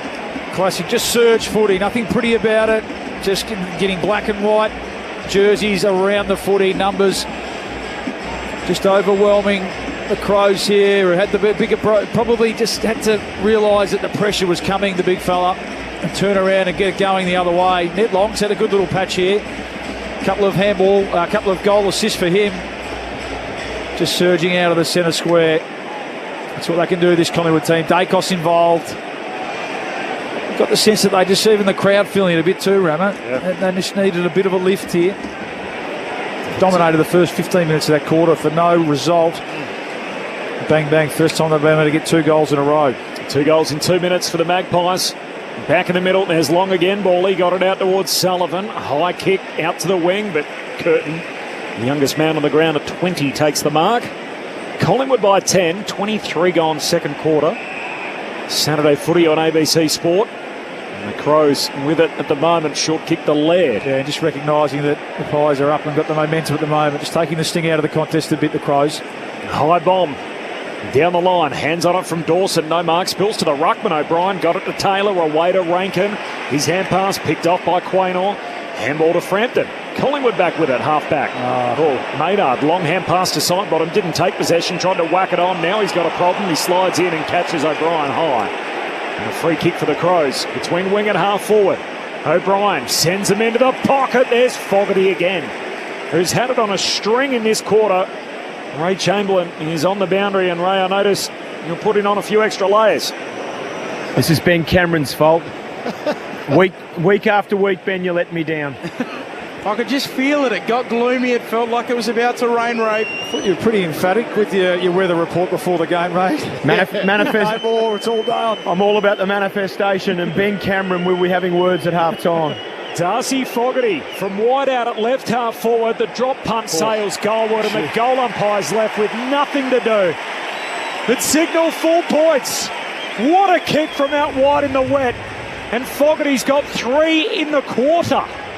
6-6 to 6-2. Brings it back to a 4-point game. Collingwood's lead at the 24-minute mark of the second term. Saturday footy on ABC Sport. Well, Bally called it, where Laird had the ball right in front of the Shane Warne stand, and it was just smart. He just slowed it down. Whether it's for 10 seconds only, it just takes a little bit of the edge off the game for that moment there, because Collingwood were playing the game in chaos as they wanted it, whereas Adelaide wanted to just get some control back there. So really smart play by the veteran in Rory Laird, just to slow the tempo down. Wasn't pretty how they got that ball going forward there, the Crows, but Fogarty good enough to nail it from the boundary. Multiple goals in 8 of his 9 games this year, Fogarty. Sullivan goes and retrieves it. Centre half back there for the Pies. His kick up and under, and Nankervis. He was brave as he marks for the Crows in the middle of the ground. Moves it out wide towards his skipper in Dawson. Backward of the Go Foundation logo on the southern wing. Dawson pokes it on to Rory Laird, the 3-time Malcolm Blight medalist at the Crows. He goes short again. On to Max Michaelani, son of Jim, and what a player he's become. Worrell, in fact, who sends it long inside 50. He's become a handy player too, off the hands of the pack. Maynard shovels out a handball towards Nick Dacos. He carries it out. And we'll get a throw in, half-forward flank here for the Crows, attacking that city end. Collingwood by 4 points, 25 minutes into the second. Saturday footy on ABC Sport. So it's not just cold, it's now wet as well at the MCG. 4-point lead for the Pies. The first real wintry day of the season so far here in Melbourne. For the boundary throw-in, O'Brien wins the hit out. Nick Dacos roves it though for Collingwood. Hand pass to side bottom, tumbles a kick down the wing. Laird collects, hand pass goes back to Worrell. He can send it inside 50 again for Adelaide. They all miss it. Slides through to Fogarty. Got a hand pass away trying to set up Rankin. It's out of bounds. Rankin in frustration looks back at Darcy Fogarty. He's probably thinking, mate, I'm getting tackled to the ground. That was the best I could give you. He's got a boundary throw in forward pocket for the Crows. So Nick Dacos has had 1 kick and 12 handballs for the game. Take that if you're Matty Nix, wouldn't you? O'Brien slapping it down, Rankin coming through, somehow shovels out a handball. Quaynor goes in, Fogarty tackles him, ball up. Well, we don't harp on attacking goal. Sorry, Benny. Kick the handball ratio, especially now the rain's tumbling down. Pies need to get the ball in their boot a bit more. O'Brien puts it right down beneath himself for Rankin, but no running room. 38 kicks, 48 handballs. So it's actually gotten worse this quarter. O'Brien taps it down. Nick Dacos gets it. A kick here for him. Clearing kick. And Membry, good grab. Marks back flank for Collingwood. And a little bit of respite for them. Handball away to Nick Dacos. There's his second kick rammer as he goes long down the wing. Punched away by Cox. Ball roved though by Hinge of the Crows. Hand pass to Laird. Handball out to Miller. Tackled by Hill. Just got boot to ball. Trickles down the wing. Side bottom back to Nick Dacos. He's got the kicking boots on now. High bomb to centre half forward. And Ed Allen camped underneath at Marks. He didn't see him, did he? Can we give Nick credit for that? It's almost like he heard you. Well, no, I think he heard. Since you said that, he's had 4 kicks. Yeah. But I actually think they heard you as well. Just get the ball in the boot. The ball in the boot. Yeah, I mean it's obvious, isn't it? And it's under 12 footy. Rain's coming down. Let's take our yards. Stop flicking around. Very cerebral footballer. He's probably working it out on the run too, isn't he? Yeah. Ed Allen kicks from about 55 metres out. The kick right to the line, and it's punched through. He's had 1 goal previously, the son of Dan Allen, the Hawthorn Premiership player, Fremantle's inaugural captain. What did you say before, Ben? You played less than 50 games, Ben Allen, for the Dockers. 47. Sort of associate him as a huge part of the club's history, quite rightfully, as the inaugural skipper, but not as many games as perhaps you'd think. Laird with the kick up to the wing. O'Brien got his hands to it. So too Darcy Cameron. He comes down with the foot. He tried to claim it. Maynard picks it up. Collingwood away with it. Josh Dacos forward handball. Maynard slaps it on. There's Ed Allen again. Close to the boundary line. Out of play it goes, and we'll get a throw in. Ed Allen just catching the eye of the 2 first names chairman and selector as well. He's making a case. Collingwood by 5 points, 28 minutes into the second term. Ben Allen had that nasty knee injury at Fremantle that just slowed him completely down. O'Brien palms it down for Adelaide to Rochelle. Hurried kick down the wing, and Howard gets underneath it, takes the intercept mark. Rain continues to fall. It was a gloomy old day in Melbourne. A forecast top of just 13 degrees. Howe sends it down the line. Oh, Cameron, an inadvertent chest mark, landed in his lap. He tries to draw them out on the mark. The umpire's a little forgiving. He went twice. First to the front for the handball. I like that by the umpire. Common sense. Yep. Second time for the kick as he goes inboard to Maynard, long into the pocket, and here's Membry. Ray Chamberlain on the boundary. Yeah, that's fantastic umpiring from umpire Jacob Mollison.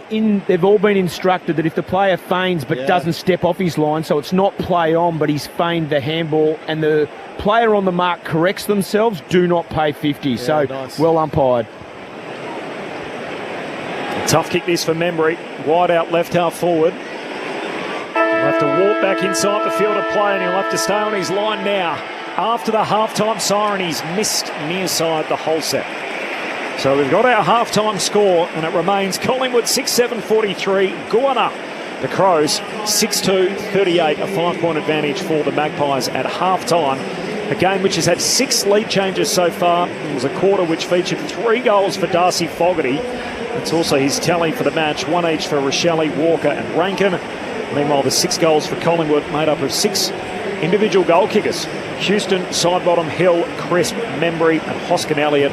Houston kicked the first of the day for those keeping score. And it is properly raining now. Yeah. As the rain really picks up with a bit of force and throwing it down here right on the half-time break. The floodlights are on. You can't spot any blue sky at all. And winter is certainly coming, a couple of weeks away. And this is a proper wintry day in Melbourne, 12 degrees. But we've still had a pretty good game of footy, which we're most chuffed about. Saturday footy here on ABC Sport. Collingwood by 5 points. All right, the thoughts of our premiership pair, Luke Ball and Adam Ramanauskas. We have had a good game of footy, Rama, and two good sides, so that's what we expected coming in. And it has been a game of momentum shifts. Probably the one thing that has stood out, and you've heard us, if you've been listening, you've heard us refer to it significantly over the first, is just Collingwood's overuse of handball a little bit. Take even the conditions out. I think when you come up against this Adelaide team, number one team in the competition at scoring from turnovers, taking that risk and we know that Collingwood at their best like that chaotic, keep the ball in motion style of footy. But I think credit to Adelaide, they've been up for it today, and a lot of the times they've forced Collingwood into overuse, into over handball, and it's played into their hands. And then as the rain came down in that last 10 minutes, you could tell a noticeable shift in Collingwood's ability just to get the ball on the foot and take the yards. And I thought, Josh Dacos, it was Nick in that second quarter, but Josh Dacos has been terrific. He's had 17 disposals for the Pies, 409 metres gained, which is clearly number one on the ground. So that's a really good example of that. And get the ball forward, get a contest from our key forwards, and then let our smalls, which is a strength of ours and a potential weakness of the Crows. We mentioned their key defenders have been pretty solid. Yep. But when the ball hits the ground, that's where there's a bit of a question mark over their sort of mid-sized defenders. So when you think about Hill and Elliott and McCreery up against those sort of mid-sized defenders who prefer to support aerially, that's potentially, if we think this rain's set in now, potential strength for Collingwood in this second half. But pretty even battle through the middle of the ground. The pressure's been pretty strong. Good ruck battle, I think. I liked O'Brien's game. It's been a pretty good battle with Darcy Cameron. No mid apart from Jordan Dawson, who's probably crying out for a little bit of help. Rankin's had some moments. Peatling's been okay. Laird more across halfback. Jordan Dawson, a bit of a lone hand through the middle of the Crows, through the middle of the ground rather for the Crows, has stood out. But other than that, it's been pretty sort of decent arm wrestle, Rammer, I think, through the middle of the ground for both teams. Yeah, I also think where Collingwood are keeping themselves in this game is ground ball gets. So they've really dominated that stat in the first half. So plus 24 for the half, but that's then probably invited a little bit of the over handball, the pressure that the Crows want. It's sort of like, you can go and get that ball on the ground, but then we'll be on you. We'll be on you quickly. Darcy Fogarty was terrific that quarter with the 3 goals. One of those 3 Crows in Thilthorpe, Walker or Fogarty was always going to get off the chain at some stage. Without Darcy Moore in the team, it just means Jeremy Howe or Frampton have got obviously 2 of those, but then the third one, who's the matchup? There's no real matchup for that third one. Frampton had to go to Fogarty in the end to try and quieten him down. So that's something I think Craig McRae will look at half time. Look, it's a great game. It's a great battle. I think right at the moment it's 2 very contrasting styles. Adelaide are kicking the ball, 104 kicks, 53 handballs. Collingwood 94 kicks, 96 handballs. They have to change that, don't they? They have to. Time. Yeah, I think regardless of the weather, but especially now because of the rain. I think, Benny, you mentioned it, with Collingwood, with their experience and their senior players, you'll see a noticeable shift. Thought we did as the rain came down. Even Nick Dacos, you said, up to that point, only the 1 kick. And in the space of a couple of minutes, he took yards and kicked the ball forward. I think he had 3 kicks in that sort of 5-minute burst. So, I think that'll be a big part of it. And then just little things. I think, as this game goes on, and we expect it to be pretty tight, little 1%ers getting a hand in, chasing, tackling, keeping your feet. It's going to be a big part of it. Spending a little bit more time over the footy in these sort of conditions will tell the tale in this second half. The thoughts there of Luke Ball and Adam Ramanauskas, just repeating the tragic news and the tragic death of Adam Selwood overnight. Our thoughts absolutely with the entire Selwood family and the footy community more broadly, which is grieving again today, far too soon after the death of Adam's twin Troy back in February. Adam Selwood passing away last night over in Perth. So, of course, if any of this is troubling for you and anyone out there that is struggling, there is 24-hour support available through Lifeline. 13 11 14 is the number. That's 13 11 14. It's half-time here at the MCG. Collingwood by 5 points. The second half action not far away. But first, the latest from the ABC Newsroom.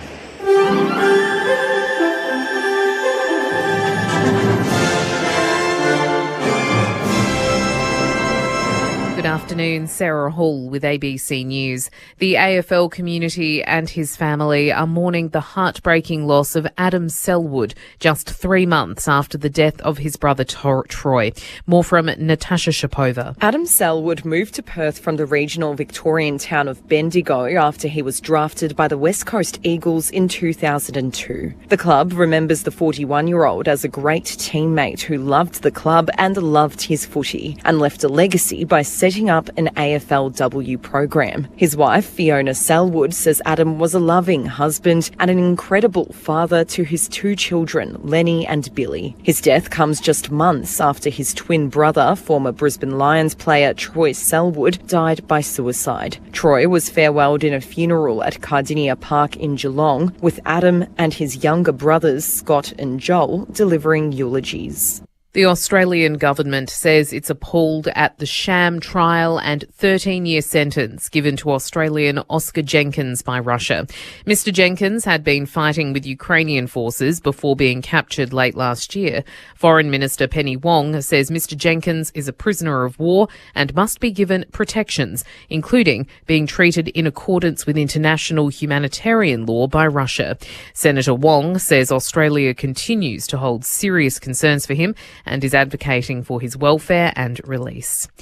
Ukraine's major European backers have rallied behind the country after the first direct peace talks between Kyiv and Moscow in 3 years ended without a 30-day ceasefire. Russian and Ukrainian delegates in Turkey did agree on the largest prisoner of war exchange so far, as the BBC's Vitaly Shevchenko reports. Up until the talks started, Ukrainian officials have been saying what we need is an immediate ceasefire lasting at least 30 days. That didn't happen. The head of the Russian delegation, Vladimir Medinsky, only said the 2 delegations had agreed to exchange their visions of how this is possible. Another thing the Ukrainians were demanding is a meeting between Volodymyr Zelensky and Vladimir Putin. And the Russians, they took note of the request. So they're still outlining their vision of what should happen. The mother of Liberal leader Susan Lee has died just days after her daughter became the party's new leader. In an emotional statement, the opposition leader says her mother passed away in the early hours of this morning. Ms. Lee says her mum was able to hang on to see one more special moment in her daughter's life, and says when she went to visit her after winning the leadership, her mum's eyes lit up. The Prime Minister is in Rome to attend Pope Leo XIV's inauguration Mass on Sunday. Foreign Affairs reporter Stephen Jedgetts is travelling with Anthony Albanese. The Prime Minister's only in Rome for some 2.5 days, but he's got a packed schedule for that period. The inauguration of the new Pope is a significant moment, not just for the 5 million Australians of the Catholic faith, but also for Catholics around the world. And it's a significant moment also for Mr. Albanese, who was raised as a Catholic. On top of that, he's going to become the first Australian Prime Minister to actually attend a papal inauguration mass like this since the 1970s, when Australia formally established diplomatic ties with the Vatican.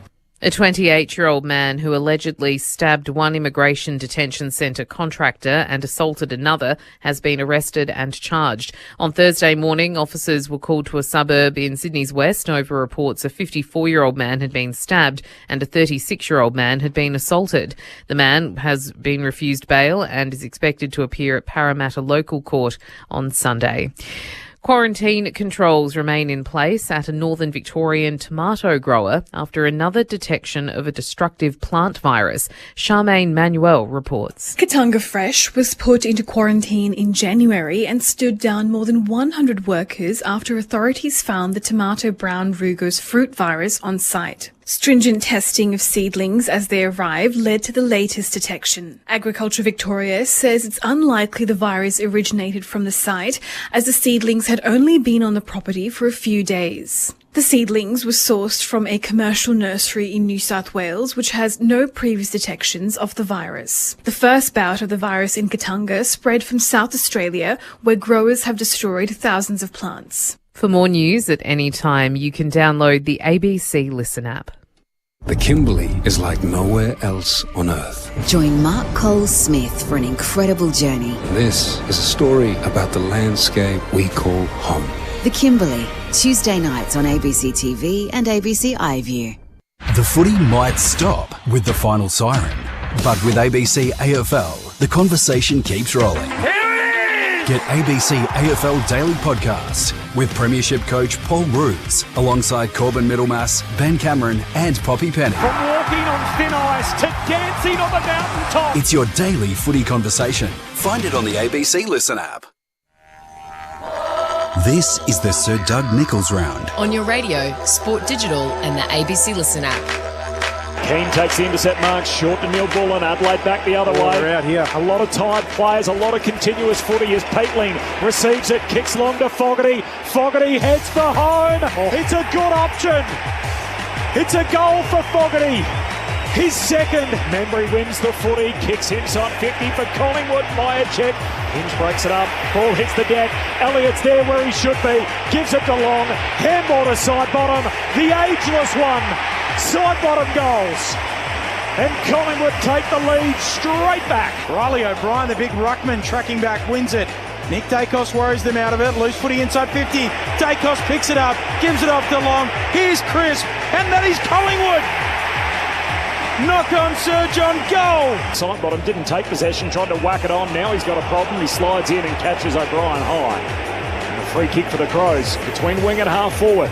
O'Brien sends him into the pocket. There's Fogarty again. Darcy Fogarty from wide out at left half forward. The drop punt sails goalward and the goal umpire's left with nothing to do but signal 4 points.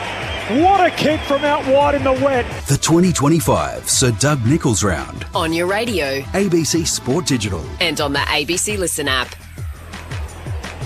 A dark and gloomy day at the MCG. We've had a pretty good game of footy so far with 6 lead changes and Collingwood by 5 points at the half. 6-7-43 over Adelaide at 6-2-38. The weather somewhat appropriate for really the sentiment in the footy world today after the tragic passing of Adam Selwood, which we have touched on throughout the broadcast.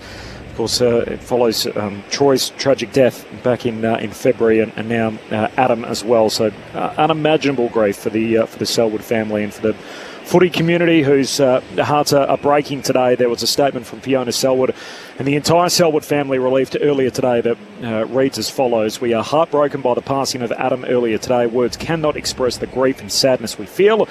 Adam was a loving husband and incredible father to Lenny and Billy. We are devastated to lose such a wonderful husband, father, son and brother.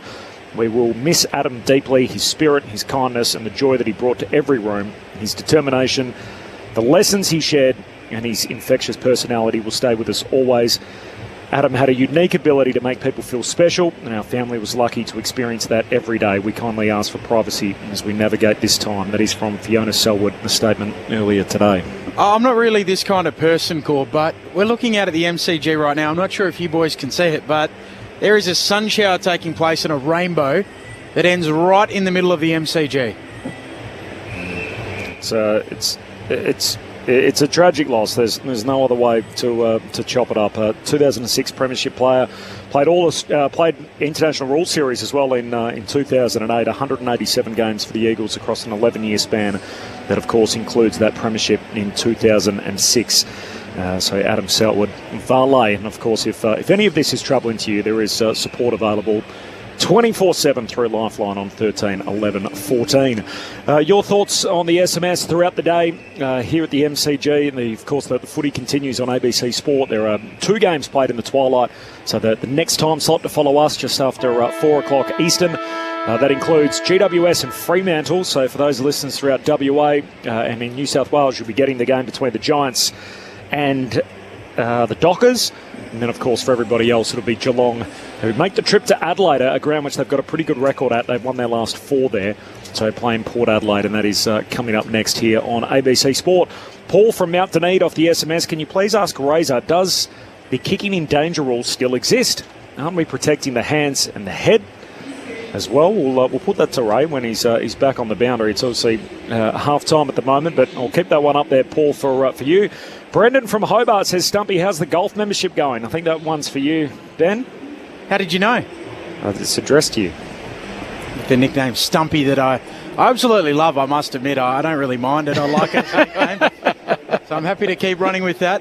It's coming along. I'm moving up the wait list. Now, there's more questions for Ray here. One from Chris in Tabletop in New South Wales. We'll put that to him in just a moment. And from Petey in Bairnsdale, a question: if the AFL are determined to stand out the ducking of the head, then why aren't they subject to video review like any other incidents? Or is it too difficult? Cheers, boys, and great calling. What do you reckon? Should we do more to try and stamp out, or is there a way that somehow on review or through the MRO that they can try and stamp that out? What, suspend someone for ducking their head? I don't know where it's all like staging. I think you dish out a fine. Well, there's a bit of talk around there is a players getting fined for staging. There was talk around after the Thursday night game with the little Hawthorn forwards, seemingly pretty proficient at getting free kicks for high contact. It's for one thing, it's very instinctual for some players, isn't it? It's a bit like, I liken it to, Nick Watson dropping to try and obtain a high contact free kick. It's a bit like Dustin Martin's natural instinct was to fend off with a hand. I think we're getting better at not paying those when and we've heard Ray talk about it as well, when the player is the sole contributor to the high contact. There's still an onus on the tackler to execute a fair tackle, and we saw on today that Jeremy Howe over there on the boundary came in a bit too, and so that was a correctly paid free quick kick, even though the Adelaide player had lowered and to an extent contributed to the high contact. And so it's got to be on the players though, doesn't it? Like the players change their behaviour. But my point is, Nick Watts is not going to change that. Yep. He's been doing it. He's 5'6". He's been doing it forever. But to people at the club, so it almost needs to be a competition-wide thing where basically his coaches, and his management team, and his family and friends basically say, Nick, the free kick is not worth getting concussed. Yep. So if you put your head in there and you end up walking away with a concussion. That's right. I'm sure Sam Mitchell will be trying to coach it out of him, mate. You've got to try something else. That could be a life-changing injury. I mean, we know the brain trauma and everything that goes along with a concussion. But if it's officiated right, they should say that is prior opportunity. If you have the ball and then duck and put your head into harm's way. That's the rule. Yeah, just officiate it properly. No, they are. And that's the idea, to try and change behaviour. My point is that with some players, it's so ingrained just don't call it. It's going to take a long time to change behaviour. Like Ginnivan, they stopped calling it because he did it so often. I always look at who's initiating the contact. So that last play, Nick Watson on Thursday night, he initiated that contact. Yep. He led with his head. So it's play on. But we now, surely the players, though, can just, they need to take control of this. That's what I'm getting at. If it's not paid, they'll stop doing it. My point is we're seeing less of it. Okay. Some players, Nick Watson's been doing it his whole life because he's 5. It's his way, like Martin fends off, like Selwood. It's players' way of getting free, not necessarily to get a free kick. Yeah, that's right. So it's just going to take time. I've got no doubt that Sam Mitchell will be coaching him to say, mate, I reckon we've got to try and find another way. No doubt. He's better than that. Yeah, that's right. He's a better player than that. So, and I'm not Nick's not the example because there's others that do it as well. Absolutely. So, but we're talking as the incident on Thursday night. Yeah. Just so you know, I'm not making this up. Off the SMS here, Bally.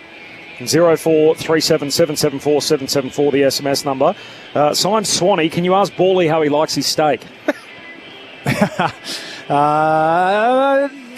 I feel it medium, knowing that it tends to come out a little bit under. So I find that most restaurants, if you say medium, you'll get medium rare. Well, you'll get medium to medium rare. Okay. No, fair call. Yeah, especially with a sort of 200 to 300 gram eye fillet. I'm a medium operator. I'm going to my favourite steak restaurant on Friday, the Railway in Port Melbourne. There, they do an outstanding steak. Porterhouse. I change it up a little bit. I had the rump last time, and I thought it was absolutely delicious. Why is Swanee, your former premiership teammate, texting us that? It's a great question. I think we must be having a steak coming up. Collingwood by 5. Find me on his podcast, that's why. Collingwood by 5 points. Second half upon us. This is Saturday Footy on ABC Sport, and here's Ben Cameron. Rankin with the clearance. High ball towards half forward. There to mop up. Josh Dacos sits under the high ball, takes the mark. Kicks to his brother Nick, as they so often do, just waxing. Nick Dacos wide out. Collingwood by 5 points. Saturday Footy on ABC Sport. Amazing how the ball just finds Josh Dacos sometimes, doesn't it? Nick kicks around towards side bottom. One of yours and Swanee's former teammates, a premiership teammate back in 2010. Side bottom with the mark paid on the wing. Tends to come into his own in these conditions too, side bottom. He's a very good wet weather player. Ooh. Kicks a floater up towards half forward, and Rankin's there to mark. How often does that happen in our game? Yeah, too often. Rankin with the intercept mark, kicks down the wing. Phil Thorpe the target. Frampton does well to spoil. Josh Dacos, hand pass meant for side bottom, missed him, and in the end it slides out of bounds. Ray Chamberlain's back in position. It's pretty damp down there, Ray. There's no bad weather, boys, just bad fashion. I got this. It hasn't, well, it's about to say it has eased up a little bit. Probably the heaviest rain we had was during half time. Can I ask you a serious question? Like, how would you change how you umpired in wet weather, Ray? No, I think the main thing is protecting the ball player. So the player with their head over the ball, making sure the tackle's legal.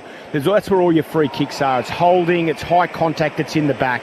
So you want the players going hard at the ball. And the other thing you need to do is delay the whistle. There's no prizes for getting on that thing first. They'll cough up the marks and those sorts of things. So just slow it all down.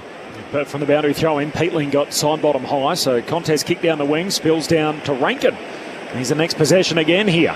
Sends it down to half forward. The tangle between Howe and Walker. Howe clever. Paddles it to Frampton. Frampton kicks up to the wing. Hinge beelines the footy. Clean pick up. Half volley. Beautiful work. Handball to Peatling. Crows on the wing. Handball to Rankin. Now Dawson usually uses it well. Kicks high into the pocket. Looking for a Shelley. Frampton gets there late. In fact, he didn't. Out on the full one, boundary umpire. Well, the boundary umpire has called it. So Frampton to get the kick. I thought he got a hand to it. How was he sitting there by himself? Josh Rochelle in the forward pocket. Popped up out of a sprinkler head. Frampton kicks in the Cameron direction. O'Brien there with him. Butts too. Butts brings it down. Quick kick from Cumming towards half forward. Houston in front. Marks for the Pies. Back flank. Collingwood lead it by 5 points. No score yet in this second half. Lost a boot here too. They might have changed the socks at half time, but now they're going to be soaking. Exactly. No. Worse, Paulie. Oh, they're going to be soaking wet. Did you guys get changed much in game? Like, I changed my socks at half time. Yeah, socks. Or if the shorts were wet, I'd change that as well. Only when it was wet or every game? Every game. Yeah. Right. No. I was a sweater. Houston for the back flank. Kicks down the wing. Good mark from Myercheck. Actually, that's a reasonably big concern, isn't it, for players, particularly early in a new season, as Myercheck handball away to Josh Dacos, kicks down the line and it's out of bounds half forward for the Pies. The blisters are shocking. I saw a footballer, might have been Cooper Hamilton actually, a former Giant. He makes all these game day blogs now and playing in the VFL, but he's putting Vaseline on the outside of his socks. So basically, socks on, then Vaseline on top into the boot. Apparently it prevents blisters. That's the way to do it. Friction. Riley O'Brien hacks it out of mid-air with his boot. Sockers it forward from the boundary thrown. Pendlebury can't pick it up cleanly, and a throw-in in front of the members. When I was at Subiaco in the WAFL, a player got blisters, popped one of them, had a golden staph infection and missed the first half of the year with that. So it can be dangerous too. Pies by 5 points. Saturday footy on ABC Sport. Boundary umpire brings it back in on the wing. O'Brien reaches from the back, taps it down. Out after it, Hinge. Spins out of trouble as well. Kicks it end over end up towards half forward. Just looking for territory. Maynard and Fogarty and out of play. Throwing half forward for the Crows. Big roll now for Maynard. He's got that matchup of Darcy Fogarty. He might have hurt his hand here on the advertising signage. They're sharp, aren't they? Yeah, they are. The advertising. Yeah. The LED signs. Yeah, so he did his very best to try and touch it in another position, but just high on the boards, and he's still looking at his palm at the moment, wringing out his hand, Maynard, as he walks into defence. Boundary throw in half forward for Adelaide. Long wins it on his backside. Got a hand pass away to O'Brien, has to knock it out. His side bottom, who's tackled immediately, and a ball up in the same spot. He's good netball conditions. He does look sore. Yeah, the binoculars there, Benny. 5 point lead for Collingwood. Early stages, third term. Saturday footy, ABC Sport. Ball up half forward for the Crows. Side bottom, Sockers at 30 metres down the wing. Myercheck collects and tackled out of bounds. Spin it in, says the umpire. Hard bodies, the order of the afternoon now. Isaac Rankin's had 5 possessions in the first 5 minutes of this third quarter. Just pushing forward now. I've got 2 questions for you, Ray, as well, that we'll weave in this third quarter off the SMS. Collingwood by 5. Umpire Ian Burrows, the boundary umpire, tosses it in on the wing. Neither ruck decisive. It spills out to McCreary. He's tackled quickly there by Cumming. All up on the logo on the wing. Umpire Meredith comes in, puts it aloft. Cameron bounces through his legs in the end. Long picks it up for the Pies, gives it off to Pendlebury. Dump kick up to half forward. Bouncing ball. Keen out after it. Myercheck right there with him. Keeps it in initially and then it slides out. All right, Ray, one from Paul in Mount Dunedin. Can you please ask Razor about the kicking in danger rule? Does it still exist? Aren't we protecting the hands as much as the head? Yeah, so what we're looking for there is an indiscriminate act likely to cause injury. I know it's a mouthful, so if there's a little toe poke, no dramas, but if they start woofing the foot through and it's near their head or hand, that's when you're most likely to see free kick paid. Collingwood by 5 points. Scrappy footy on the wing. Picked up neatly there by Hinge, who's been good to start this second half. Beautiful handball. Releases Peatling. Shanks his kick. Dribbles off the instep. Socket on cleverly by Neil Bullen. Up to half forward for the Crows, but the Pies are there. Frampton wants the boundary line. Looked like a rugby player just crashing over the try line. And we'll get a throw in half forward here for the Crows. Collingwood by 5 still, as we were at the half. This from Chris in New South Wales. Can you please ask Ray about the explanation or to explain the interpretation of the ruck duels, particularly from boundary throw-ins, which we're witnessing one now. As O'Brien palms it down, here's Dawson over the footy, Sockers back into the corridor. Adelaide will work it out, Nankervis collects. Handball away to Laird. Back to Worrell, just jams it on the boot. In the end, it's a spiral inside 50 and Curtin takes the mark, 20 out straight in front. Yeah, not good enough, Dan Houston. Just wasn't watching the foot, watching the ball. Just there's no urgency to get into that contest with Curtin. Curtin only had his eyes on the ball. So Houston had to go back a lot harder than that, make body contact. Try to take Curtin off the line of the ball. This would be a superb start on a cold, wet day at the G. To open the second half. Oh, Curtin misses. Out to the left. There's a sitter, 25 out straight in front, not to be. 8 minutes into this third quarter, and Collingwood now by just 4 points. So you know certainties in this second half is there. You've got to really make sure of it. Spend a bit of time, extra time over the footy. Howe with the long exiting kick. Cox hands to it, does his own roving. Handball to Nick Dacos. Pies back flank. Side bottom. Quaynor. Josh Dacos. Off to brother Nick. He'll switch the play. Kicks to the other back flank. Ed Allen accepts it. Now he looks out to the southern wing. Hoskin Elliott searching lead. He's got it on his chest. Ignores the Elliott lead. Looks further afield. Comes infield with the kick. Onto the chest of Pendlebury. Just forward of the logo. Southern side of the ground. Collingwood by 4. Pendlebury goes back out wide. Spots up Bruzzy Maynard. And he's got the football. I haven't forgotten about Chris's question to Ray as well. So basically the key premise of the question was boundary throw-ins, players wrestling with each other, the two ruckmen, about what are the rules and what are we looking for. As the long kick from Maynard down to half forward, spills down to Saligo of the Crows, hand pass away to Nankervis, kicks to Thilthorpe, who marks on the wing. I think Ray needs a special segment on the Daily Pod. I think he does. Just question after question for Ray. The whole SMS board is filled with our clarifications on certain rules as Ray makes us smarter and fills in our knowledge gaps every Saturday afternoon as Peatling looks back, corridor finds Miller, kicks inside 50. Oh, Rankin! He was behind side bottom and somehow took the juggled mark. I think it's a mark, yeah. Yeah, no need to boo there for the Collingwood fans. And that is a special bit of work from Isaac Rankin. He was standing behind Steele side bottom and took a juggled mark. But somehow he ended up with the footy. Side bottom pleads his case, but it's not going to change. Let's have another look. Yep. On that. Yeah, it's a mark. Isaac Rankin, the key protagonist here last time they met. Skips inside the 50-metre arc. That is a wild kick. Never looked confident. He's missed the whole set. Yeah, just even on the whole setup and the build-up to that set shot, he just didn't look confident. Too straightforward.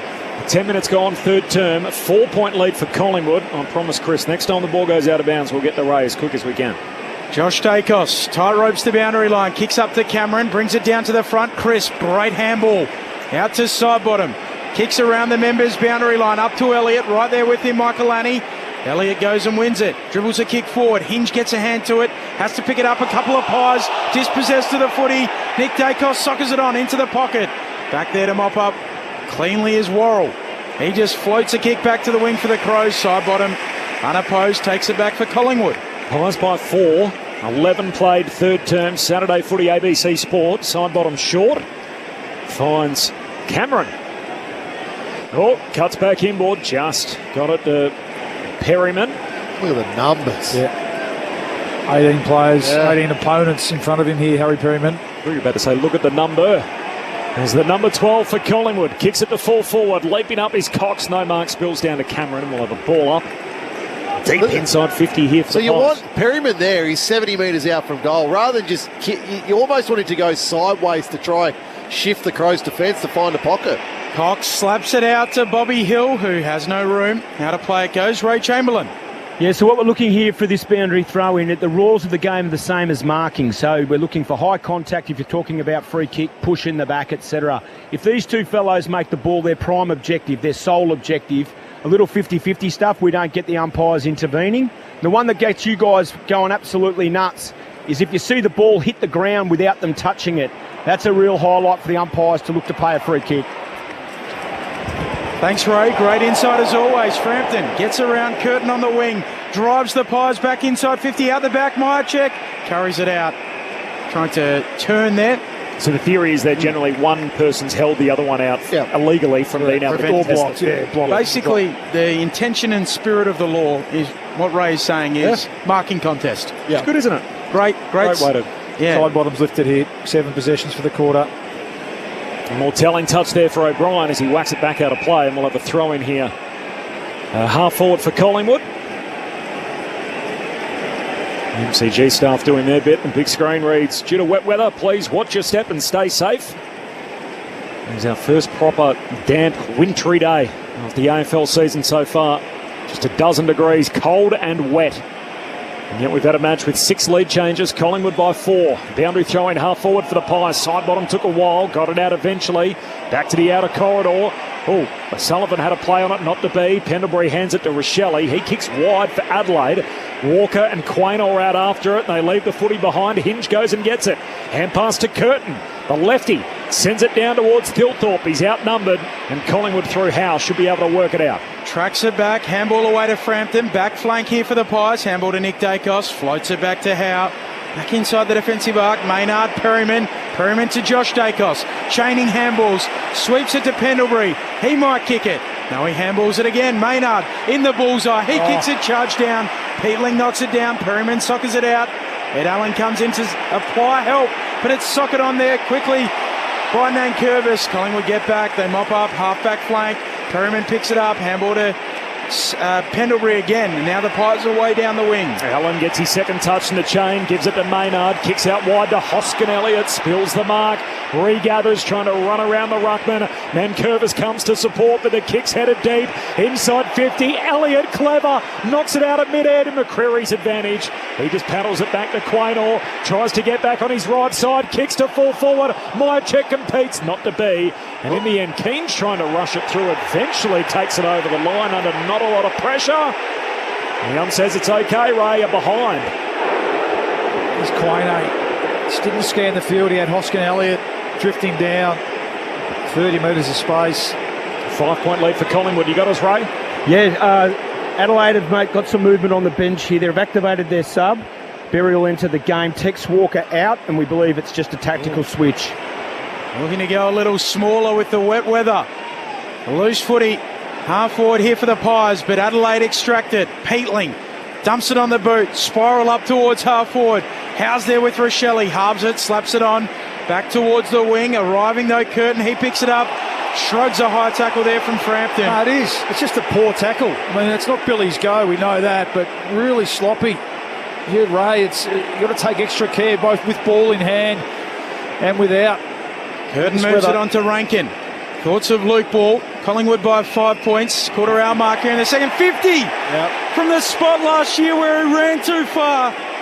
Rankin will be marched to 20 metres out, 45-degree angle. I think that is the right call though, Corbs. So he went to stand, then he moved. Simple.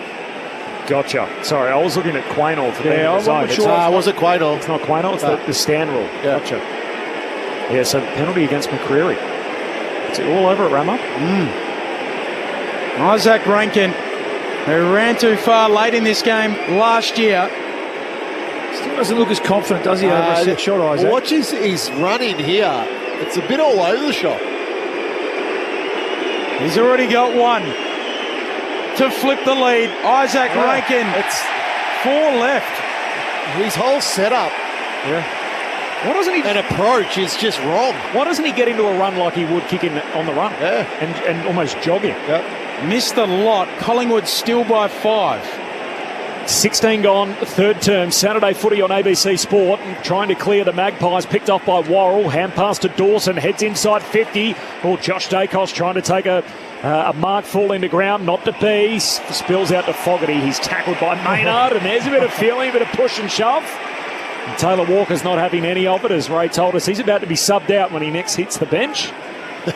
He's getting a last little bit of burn here. Taylor Walker before the tactical sub, and Sam Berry comes into the game. From the ball up, there's Taylor, hand pass over his shoulder, picked up by Quainer, and he's tackled. Do it all again, centre half forward for the Crows. And that's not me referring to Walker as his Christian name. There is a Zach Taylor and a Taylor Walker in the same forward line. Well, Thilthorpe hacks it out of the ball up towards full forward for the Crows, overrunning at Frampton.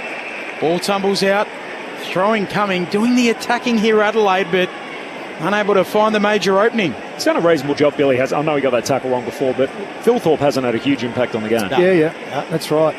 Tough day for key forwards, obviously, but he's done a good job. Jeremy Howe's been good too. In fact, both defences holding up pretty well, certainly this quarter. Only the 1 point each. From the throw-in, both rucks miss it. Comes down for Thilthorpe. Handball out to Neil Bullen. To Rochelle. Off to Saligo. Snaps, goal, swings the lead. Oh, they got away with a big one there, Thilthorpe. Crows by 1. 7-3-45 plays 6-8-44. And finally, some reward for effort for Adelaide. 18 minutes into this third term. Well, Borley, that should have been a free kick to Collingwood for holding the ball. Thilthorpe did not dispose of that ball in the ruck contest, so he's grabbed it. Mason Cox has got him, and the ball just basically drops. He tries to handball, but he's made absolutely no contact with the ball, so I think Collingwood can feel hard done by with that one. But great hands by Neil Bullen, then Rochelle and Saligo, a really quality finish. Yeah, I mean, they can feel a little bit hard done by, but too much space there for the Crows small forwards. Neil Bullen, Saligo, he's had a quiet day under the 9 possessions, but too much space, 30 metres out from goal. Makes them pay. Walker hits the bench. He's in the second row. The sub's been made, and we'll see Sam Berry in the game in a few moments. Back in the middle. Adelaide by 1. Handball from Quaynor goes forward. McCreary thought he was clipped high. He was, and he gets the free. The umpire slips over on the way in to officiate that. Oh, Bo, he's got to wheel and go here. It's too slow. The crowd always finds that a little humorous as well when the umpire falls over. As McCreary goes long to full forward, they come from all directions, punched away by the Crows. On it is Elliott, jams it on the boot, kicks it over his head. It won't quite get to the line, and punched through eventually by Butts for a behind. This game is tied at 45, 19 gone in the third term. Saturday footy on ABC Sport. Ray Chamberlain. Yeah, Rammer eloquently and accurately described what took place up the other end of the ground. Obviously, no prior opportunity, immediately tackled, and by Rammer's words, he attempted to handball, and that's all he's got to do. So whilst the whistle went to the umpire's mouth, the laws of the game dictate that that's play on. Very into the game, under pressure here for the Crows on the back flank. Gets a handball away, but holding the ball. It is 7:20. Free kick for Crisp. Scores level. And Collingwood wish to wrestle back the lead. 360 twice. Yeah. Crisp. Low ball into the pocket for the Pies. Up goes Cameron. Off his fingers out of play. So just on that there, so if Thilthorpe had to grab the ball, Ray, and drop the ball, that's play on as well. So the key thing there is does he control the ball and elect to just drop it? Because if he does, he hasn't attempted to handball or kick. So a free kick would be paid in that instance, Rammer, for incorrect disposal. The difference up the other end is he attempted to handball, and because he did not have a prior opportunity, it is play on. Okay. Adelaide work it out of their defensive 50 up towards the back flank, out of bounds, and a throw-in coming. Scores level. What a game we've got. Saturday footy on ABC Sport. First wintry afternoon here in Melbourne, and this will be us right through until the end of September, you would think, from here. How good is it having rain? Oh, outstanding. All the refresher on the rules that we thought we knew and didn't quite understand. And you get a great insight on ABC Sport as to what the umpires are going through and trying to process, what they're looking for. Boundary throw-in, Saligo clipped high in the tackle by Cameron, and a free kick at half-back. The two number 14s. I dare say their jumpers will be different sizes, though, as Saligo goes long down the line. Fogarty flies for it, takes the mark. He's been good today. He's kicked 3 in the second quarter, and he wants to run around Maynard. He draws him on the mark. Boundary side's got to head off the left peg. Through the hands of Houston. Rankin wins at half forward. Hand pass to Berry. Great chase from Long. Affects the kick. And Allen takes the intercept mark on the behind line for Collingwood. Moves it out to McCreery. They want to go down the southern wing, but McCreery is in go-slow mode in this third term. Holds it up. Saturday footy on ABC Sport. Scores level. Corpin, Middlemass, Ben Cameron, Ray Chamberlain on the boundary. Luke Ball and Adam Ramanauskas. Eventually McCreery kicks around the wing. Membry hacks the half volley up towards half forward. Over the top of it there, Cameron eventually slaps it out. Now Sullivan soccers it on into the pocket here, the Pies. Sullivan goes again, close to the boundary line. Laird bundles him out, throwing coming. Left forward pocket here for the Pies. Scores level, 22 played in the third. That was outstanding by Ned Long. Just lunging, goal-saving tackle. Both teams' pressure has stepped up, haven't they, to match the conditions today. Had 20 tackles for the quarter, Adelaide. Cox and O'Brien both miss it. Out the back, Worrell with a clearing kick. Tumble punt up towards the wing. No mark there from Dawson. Down in front, Frampton dispossessed. Keys goes in. Quick kick towards the middle of the ground, and Howe's the only man there. Pies well set up. A chance for them to launch. He's closest to the goals at the punt road end, and he's right on halfway. Hand pass for Collingwood to Houston. There's a long kick of the footy, and he drives it to the top of the goal square. Cox down there, hands on it from O'Brien, spills to Worrell. Got it away for the Crows. It's a hinge. Hand pass to Rankin, changed his mind and caught. Great chase down tackle, McCreery. Rankin went to kick it, decided against it, and McCreery came and got him. That's holding the ball. Just persisted there by McCreery. Now Rankin knew he was closing, but he was in two minds what he wanted to do, Rankin. Handball to Dan Curtin or get the ball out of the danger zone. Get the ball out of the danger zone. And he asked Dan Curtin a fair question, although just looking at the replay, too far away to Shepherd. So give the handball. Great chase from McCreery. And he scores a go-ahead one as McCreery hooks it across the body. A goal's even better. Collingwood by that kick. 7-9-51. Adelaide 7-3-45. 24 minutes gone in the third term. And I make that lead change number 8 as his back and forth classic continues. Adam Ramanauskas and Luke Ball on ABC Sport. He's an impactor, Rammer, isn't he, McCreery? It feels like he's had more than 9 possessions, doesn't it? 7 kicks, 2 handballs, but 6 score involvements. So there's the key. And really, that's his one wood, isn't it? That is just outstanding forward pressure. Look like the Crows were out. They had numbers wide as well. McCreery put his head down, put in the hard yards, and when he's run down a very quick player himself in Isaac Rankin. So sometime, and that's what the game today is going to demand, isn't it? From here on in, those sort of efforts can be the difference between winning and losing on a day like today. Pies by 6. Saligo with the clearing kick. High ball to half forward there for the Crows, leaving it behind Quaynor. Rankin picks it up. Handball to Neil Bullen. Handball out in front of Peatling. Still beyond the arc. Dawson likes the look of the sticks. Sends it on goal, but tugs it. Misses to the right-hand side. Collingwood by 5 points as they work at the main break. Saturday footy on ABC Sport. Hurried entry. Quaynor the target. He's going to get a free.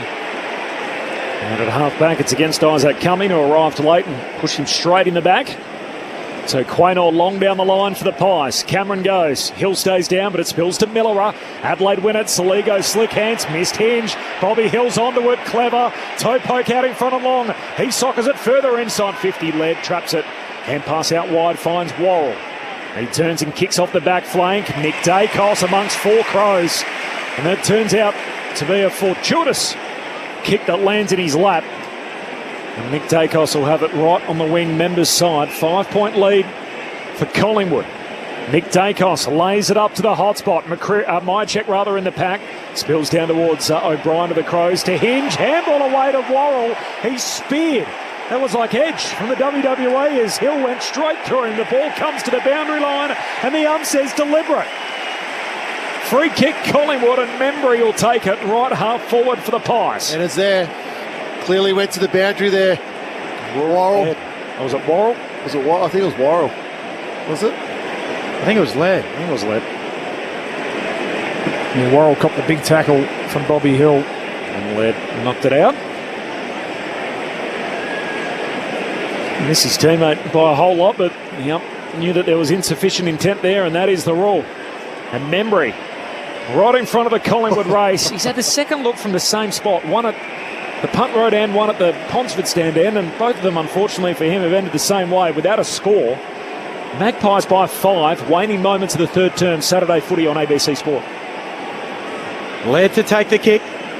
Beyond the defensive 50, O'Brien coming across, Dawson in front, Cameron ends up with the footy knocked out of his hand. Come with me, 50.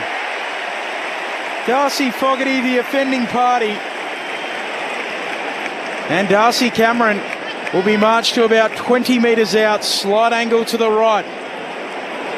Well, he's been one of the Crows' best. Darcy Fogarty today. What's he kick? 3 goals himself, but he might have given one back here. Just a little bit, we spoke about it at half time. With the weather like this, those little things, 1%ers, a little bit of undiscipline. In a game of small margins, you don't want to be giving up what is, not on today, but relatively easy shot at goal here for the big fella. It was in the coaches' votes last week. Trots in, laces through it.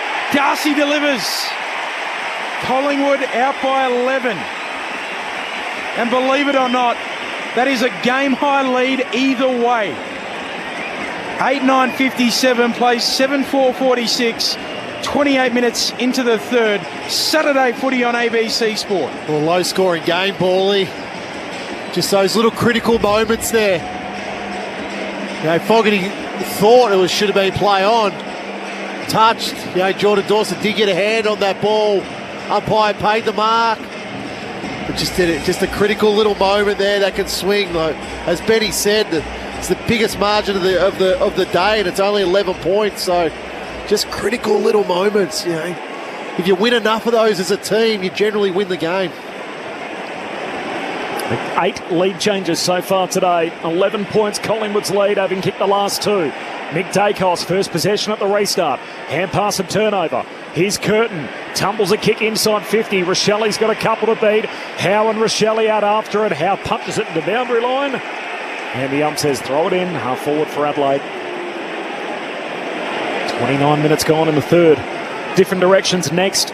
If you're in WA, you'll get GWS and Fremantle, so stick around for that. And the rest of the network, it'll be Port Adelaide and Geelong, the twilight game in Adelaide. If you've got the ABC Listen app, then you're in business. You can toggle between the two games, the AFL and AFL Extra buttons, all season long, every game through the ABC Listen app. From the stoppage, Curtin kicks to full forward, pushed away by Howe, and then Frampton rushes it through.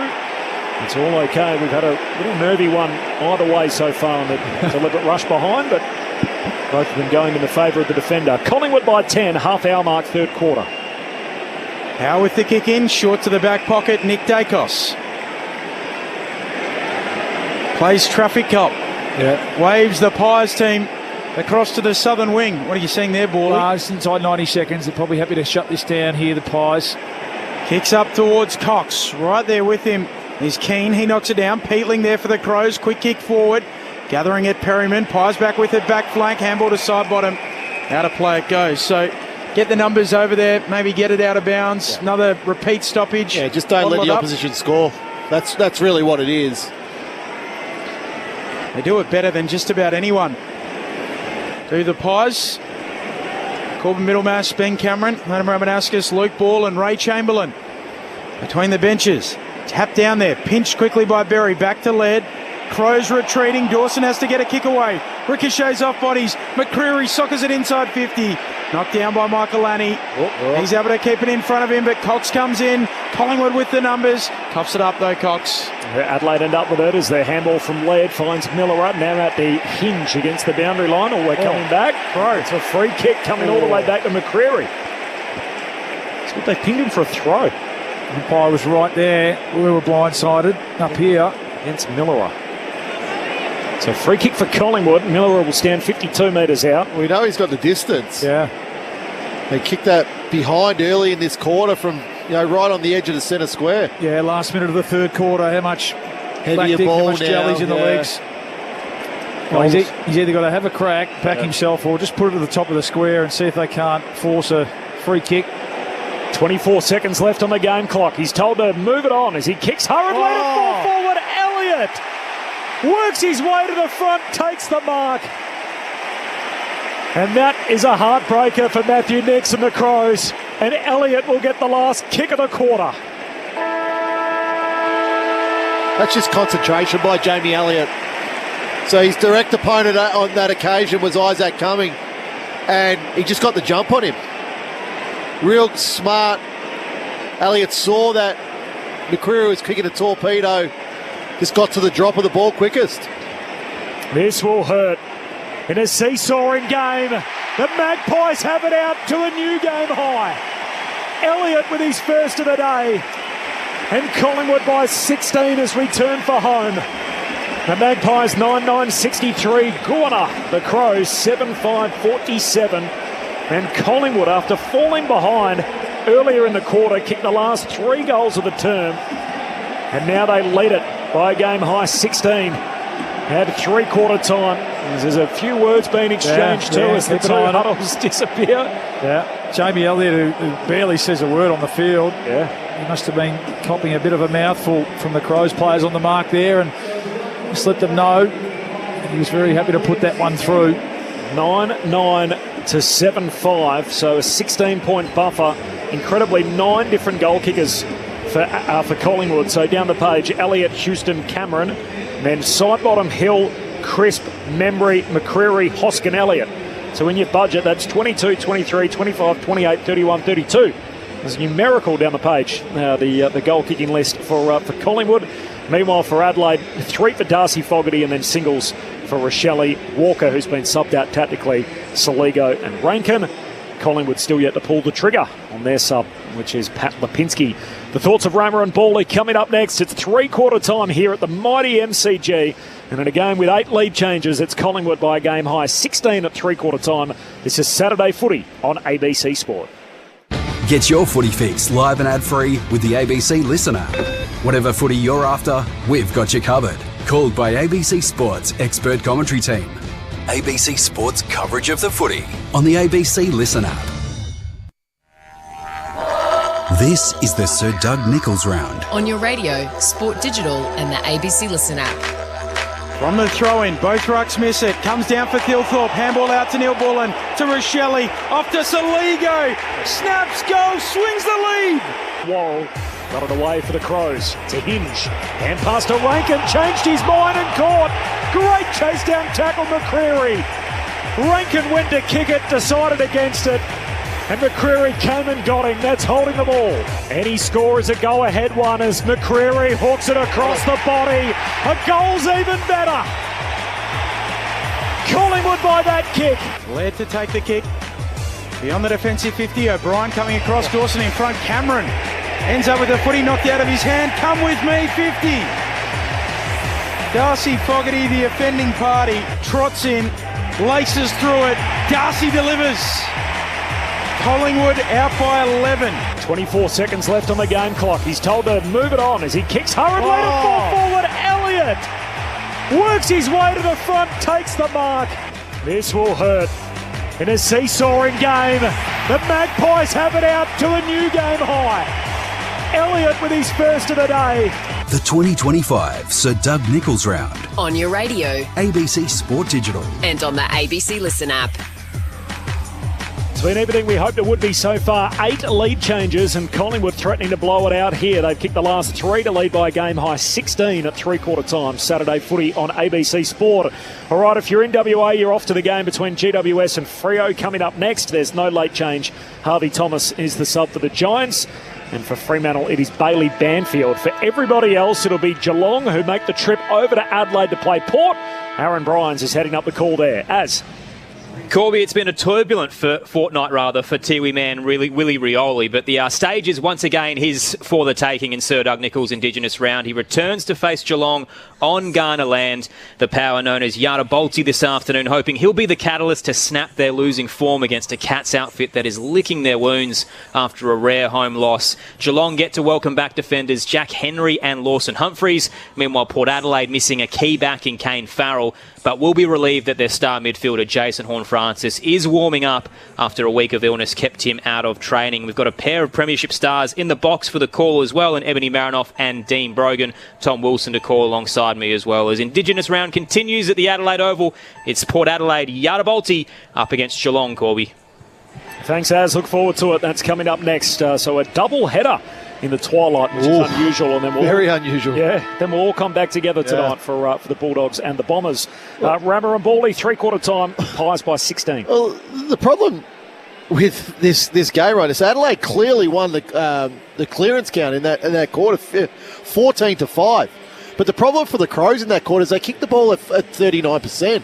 So they just simply kept kicking it back to Collingwood. Collingwood, like they didn't have a great quarter. They kicked 3 goals. They kicked 3 goals too, so really took their opportunity. But Adelaide simply just kicked themselves out of it. So you think of Rankin, 2 out in the fulls from set shots there.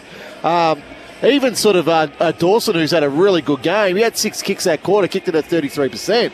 So just kicking the ball back. Like when your prime movers, guys that you expect to finish, whether it's in front of goal or deliver to a teammate, just not there. So credit to Collingwood for applying and lifting that pressure rating in that third quarter. Yeah, I mean, there's a chance here, the Crows. Okay, the scoring's dried up a bit, but they're certainly winning enough of the footy that quarter. Clearance and contest, they were right on top. Just got to, you're right, make some better decisions going forward and convert. Collingwood by 16 as we start the final term, and immediately we'll have another ball up. Up it goes a second time. The rain has stopped for now and is still very cold. A third time we'll do it. Still inside the centre circles as Berry is tackled immediately at the feet of the ruckman. O'Brien swats it down straight up the bonds to Pendlebury. Bounces back to O'Brien. Gives it to Laird. Laird slides in. Grabs it. Handball out in front of Dawson. Soccers it in one direction, and then Saligo just bangs it out into space on the wing southern side. Philthorpe, the first one to get there, picks up the ground ball. Oh, got a handball away, but it ends up back with Frampton somehow after the little fumble there from Cumming. Handball to Hoskin Elliott. And smothered by Cumming, and the ball spills out of bounds on that southern wing. Collingwood by 16 points. Saturday footy on ABC Sport. Corbin Middlemass alongside Ben Cameron, Ray Chamberlain on the boundary, Adam Rabanaskas and Luke Ball. Just repeating, Taylor Walker subbed out of the game tactically in the third quarter, and Pat Lipinski still unused as the sub for Craig McRae and the Magpies. Can see him beneath us. Pat Lipinski on the spin bike. Big puffer jacket on. Riley O'Brien soccers it forward up towards half forward Rankin. Clean gather. Gets rid of it to Keys. Kicks to full forward for the Crows. Bursting through Neil Bullen. Leaves it behind. Allows in Josh Dacos. Dump kick across his body. It'll come down inside the defensive 50. Quainer drops it. Rankin flicks it out. Rochelle sidestepping. Handball back to Rankin. Rankin misses the lot. Tight in the pocket. Trying to summon some magic. He couldn't quite. Collingwood with it in their back pocket. They lead by 16 points. 2 minutes played in the final term. I must admit, there was a little part of me as I bought my Melbourne uniform out today, the black puffer jacket. I thought, oh no, this is it. Yep, this is what it is now for the first time since last winter. The ball's knocked out of play now on the southern wing. I just had a look at the weather forecast. We get back up to 19 next week. Okay, balmy, shorts weather. Well, if there's a 2 in front of it, as Bally said the other week, I'm in the shorts. Almost a few more rounds left in you. Almost an Indian summer. It's just still hanging around, even into the autumn and approaching winter. From the boundary throw in on the wing, Saligo inside 50, juggled effort. Phil Thorpe, no mark, spills down to Rankin. His hand pass straight up and down. Houston knocks it away, and then a clearing kick. Maynard punches it on once. Cox the second time. Collingwood win it on the wing. That'll do. Hoskin Elliott. Hurried kick to centre half forward. Keane first one back. Elliott at the other direction. Knocks it to the advantage of Myercheck. He's tackled straight away, and the tackle well executed. It's holding the ball. I thought it was front on and taken high, but Laird makes sure he held him up. Made sure Myercheck wasn't going anywhere and wins the footy at half back. I didn't have much of an issue with that. Ray Chamberlain? Yeah, like whether you agree with it or not, the umpire has determined that Myercheck has ducked, and the duck is considered to be your prior opportunity, and therefore you must successfully handball or kick. So that's what's transpired. Thilthorpe sends the Crows inside 50, overshoots the pack, and Josh Dacos marks. That makes sense. That was a half-time conversation, wasn't it? Yeah. Josh Dacos moves it onto side bottom, back pocket, kicks to the back flank in Houston. Collingwood ball. Up to the wing, a searching lead from Elliott, and he marks. First goal of his fourth term, simply a must-have for the Adelaide Crows. Elliott, kick to half forward. Membry gathers on the bounce. Handball to Sullivan. Dribbles it towards goal. Bouncing ball. Last line under pressure here. The Crows caught Worrell. Ball just free, and they'll rush it through. Has he pinned him? Yep, he's holding the ball. Holding the ball. Hoskin Elliott's got him. So he did have a prior opportunity because he fumbled the ball. So then he's tried to dispose of it, and that's he didn't make any contact with the handball. So that's different to Thilthorpe in that third quarter. I was just saying the Adelaide Crows desperately needed the first of the fourth. It'll come from Will Hoskin Elliott. His second, and Collingwood have kicked the last four. They lead by 22 points. 10-9-69, plays 7-5-47. 4.5 minutes into the fourth. Adam Romanascus and Luke Ball. Oh, yeah, you feel from him a bit there, Josh Worrell. That's a tough position. Last line of defence, the ground ball, the grubby wet ball coming in. Let's have another look at it. Oh, it's pretty red hot, I reckon. It's pretty red hot. I mean, credit to Will Hoskin Elliott, who'd worked from the fat side of the ground back to be able to impact the contest. Not sure that's prior opportunity. Well, I reckon that's hot. He kind of flicked the ball through his, like he picked it up between his legs, which kind of made it look like he had more time. Ray Chamberlain. Two questions in that contest. First one is the tackle legal? If we tick that off, the next question I want from Ball is, was that a genuine attempt to handball, or did he just pump it out? Which I'm not really sure. I'm just saying no prior. He's long, trying to fight through the tackle at the restart. Handball coughs it up. Miller for the Crows, gives it to Hinge. Sweeping hand pass here to O'Brien. His hand pass swatted down, still lands in Adelaide's hands. Hinge takes on one tackler, caught by Sullivan, just got it away. Saligo hacks it off the deck, out to half forward, collected by Fogarty. Hand pass back to the 50. Neil Bullen trying to get it further forward to Rankin. Handballs it out of play and a throw in. But also mentioned too, it had stopped raining. Almost as those words were leaving my mouth, it's triggered another ball. So apologies, Ray and everybody else. It is raining again. They do need to find the next goal here, the Crows. So in their forward 50 now, they start to work numbers around this contest. O'Brien and Cox go for a little waltz, trying to work through Rankin, knocks it out to Maynard, he coughs it up.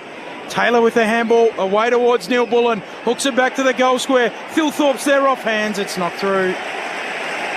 21 points, Collingwood's lead. 6 minutes and change into the fourth. And Collingwood want to run as Houston takes the mark from the kick out and then chips it along the boundary line, finds Hoskin Elliott. 9 different goal kickers today. Hoskin Elliott, the only multiple goal kicker for Collingwood. 10-9 to 7-6, 21-point buffer. Hoskin Elliott, long contest, kick down the line. Membry flies for it, no mark. Spills down to Cumming. Hand pass back inboard to Saligo. He links up with Hinge, still on the defensive side of the wing. Handball back to Saligo, missed him, and then the Adelaide player clips Pendlebury around the neck. A free kick for the Collingwood veteran. And third all-time in the game's record list. Now hunting Michael Tuck on 4.26, and then it'll be Boomer.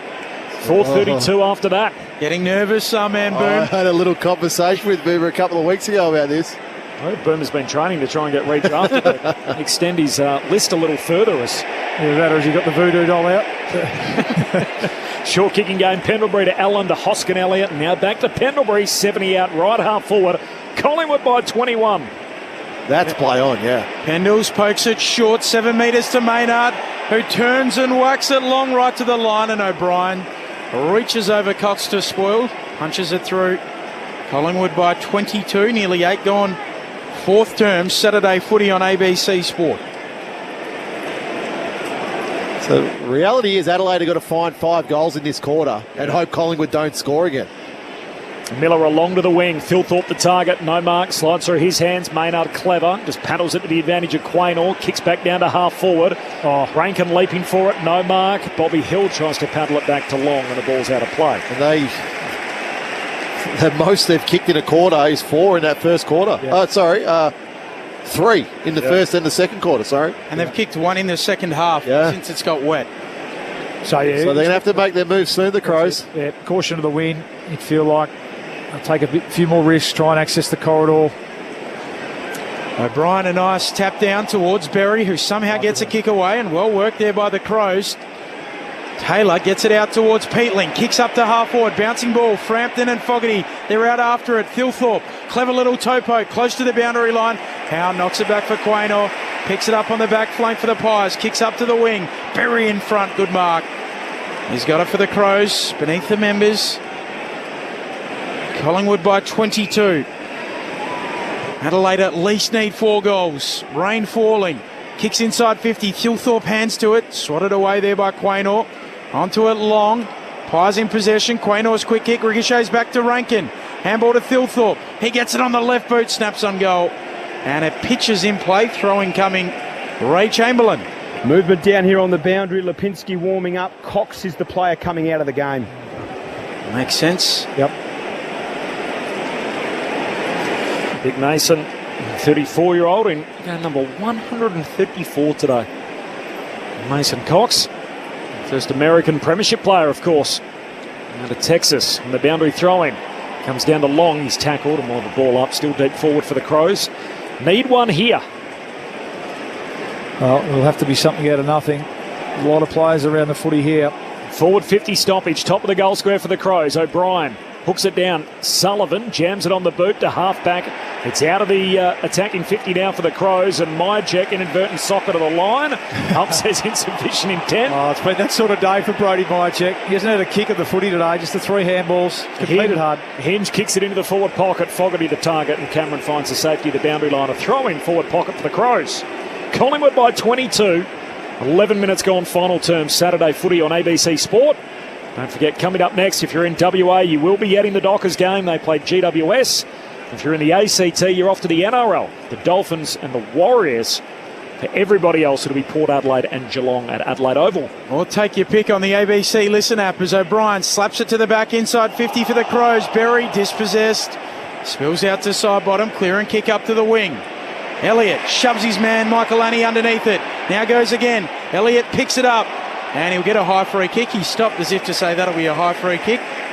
He's got the couple today, Jamie Elliott. Today, hasn't he? And he'll get 52, named Purvis. That's against Peatling. Yeah, protected area. So Elliott will be marched inside 50. Then can try and put this lead for Collingwood beyond 4 goals.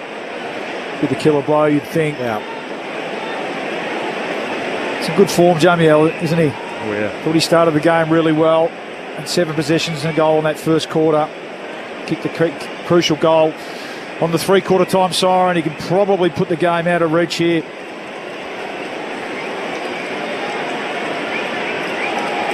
Slow approach. Kicking to the punt road end of the ground. Boot to ball, 47 out. It starts left and doesn't swing back. Adelaide live. For now at least. 23 points the margin. 12 into the 4th. Saturday footy on ABC Sport.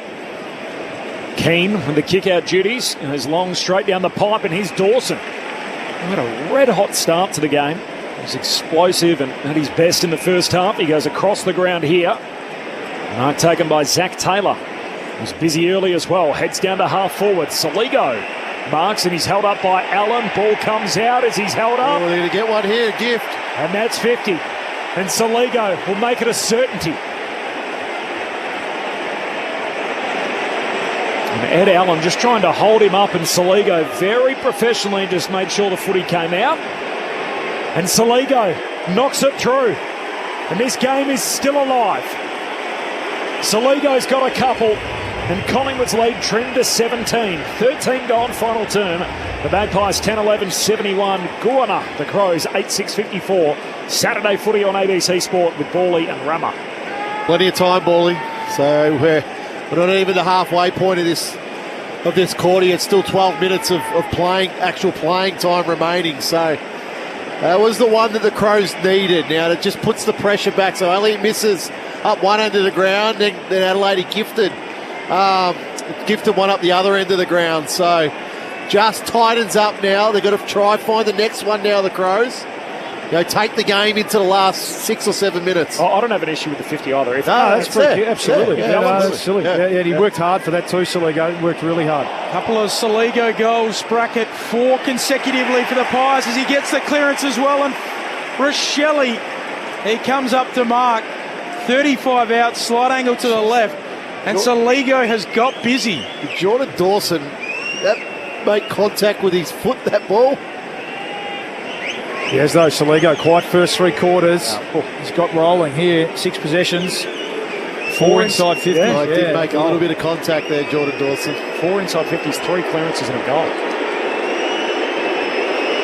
This is a man built for the big stage. Can he deliver on it? No. Oh. That would have really seen the momentum build. Ray Chamberlain. We talk a lot about the 50-metre penalty and, it's a warranted free kick, but what I can't just never ceases to amaze me is how clean were they moving the ball. Yeah. The Dawson mark, the inboard kick, the exchange and the next kick hits him on the chest despite the conditions. They're unbelievable, these players. 16-point lead for the Magpies. Adelaide trying to get something going as Howe goes long down the wing. Spills to Pendlebury front and centre. Handball to Lipinski, the sub. Works it forward for the Magpies to Crisp. The AFL's Iron Man puts it inside to the veteran in Pendlebury. Kicks from Myercheck, who marks it left out forward. And this could be his moment, Bawley. Yeah, well, he's worked hard. That's the key. Yeah. So he comes back, missed last week. Had I think it was an abdominal strain, which can be pretty hard work to get over, and it hasn't been his day, but it's a great lesson. Keep working, keep presenting, keep putting yourself in the contest, in the game, and you can have a serious impact late here. This is just his second kick of the day. Halfway through the final term, Myercheck on the drop punt. It's on target. It's there. He makes it count. And Myercheck impacts the game significantly. He's waited all day for that moment. Yes. And it comes halfway through the final term. Collingwood by 22. The Magpies 11-11. They lead the Crows 8-7. Saturday footy on ABC Sport. His second kick, Rammer. His first one was a 5-metre kick off the ground, which was paid deliberate out of bounds. And his second one was an absolute beauty. He's flushed that in heavy conditions. He kicked that 56 metres. Again, just work rate. He was up here on the wing competing and put his head down, worked hard back, and just a bit of class from Pendlebury, wasn't it, in these conditions, to be able to lower his eyes and find a mark. 10 inside 50s to 4 in Adelaide's favour. The 4 inside 50s for Collingwood, they've scored 2 goals too. So Adelaide are doing a lot right in this contest, but in this last quarter, but just got to defend. O'Brien with the tap. Long goes and picks it up for the team in black and white. Sends them back inside 50. Mark from Butts. Going up. Well, the Crows back with it. 40 out from their defensive goal. And Rochelle miss. Again, just sucked the oxygen out of the balloon. Kick from Butts up towards the logo. Off the hands of the pack. Shoveled out there by Long. Laird goes to pick it up. Under pressure immediately. Gets rid of it to Saligo. He hooks a kick, but underneath it, Darcy Cameron stands tall and bravely and marks. Centre half back for the Pies. Flares a kick out to the sub Lipinski. Hands to it. He doesn't drag in the mark. Perryman slaps it on and Lipinski will pick it up. Turns, heads down to half forward. Membry the target. One bounce close to the boundary line. He can't trap it, and out it goes. Crowd posted, by the way, 67,697. And it is a disgustingly cold and wet day. And yet these footy fans have turned out again in a great number. What a roll-up for Saturday afternoon footy. Outstanding. Crowd. People say Saturday afternoon footy is It's the best. live, well, Particularly on the radio. isn't it? It's the best way to take it in every Saturday afternoon. And what a raucous crowd along to enjoy it. It's been a pretty good game of footy. Collingwood by 22. Long hand pass away towards Cameron. Kicks down to half forward. Berry with the fresh legs. Bursts through for the Crows. Pulls his kick back to the wing. Keys the target. Broken up by Frampton. Collingwood winner. Ends up with Lipinski, who'll snap the ball to half forward. Bouncing ball, Myercheck paddling. Gathered there by Millerup. Crows back in possession. Cumming puts his boot through it. Quaynor comes up. Has a lot of it. Bumped into there by Thilthorpe. Again, they're just kicking the ball back to Collingwood. Adelaide at the moment. Quaynor with the kick. Short to Lipinski. They need to set up better forward of the ball. Collingwood by 22 points. Lipinski. Forward handball to the run of Maynard. Driving kick towards full forward. Hill goes up in the back. Hoskin Elliott. He's played it against Hill. Oh, unrealistic. Bobby was thinking man of the mark of the year.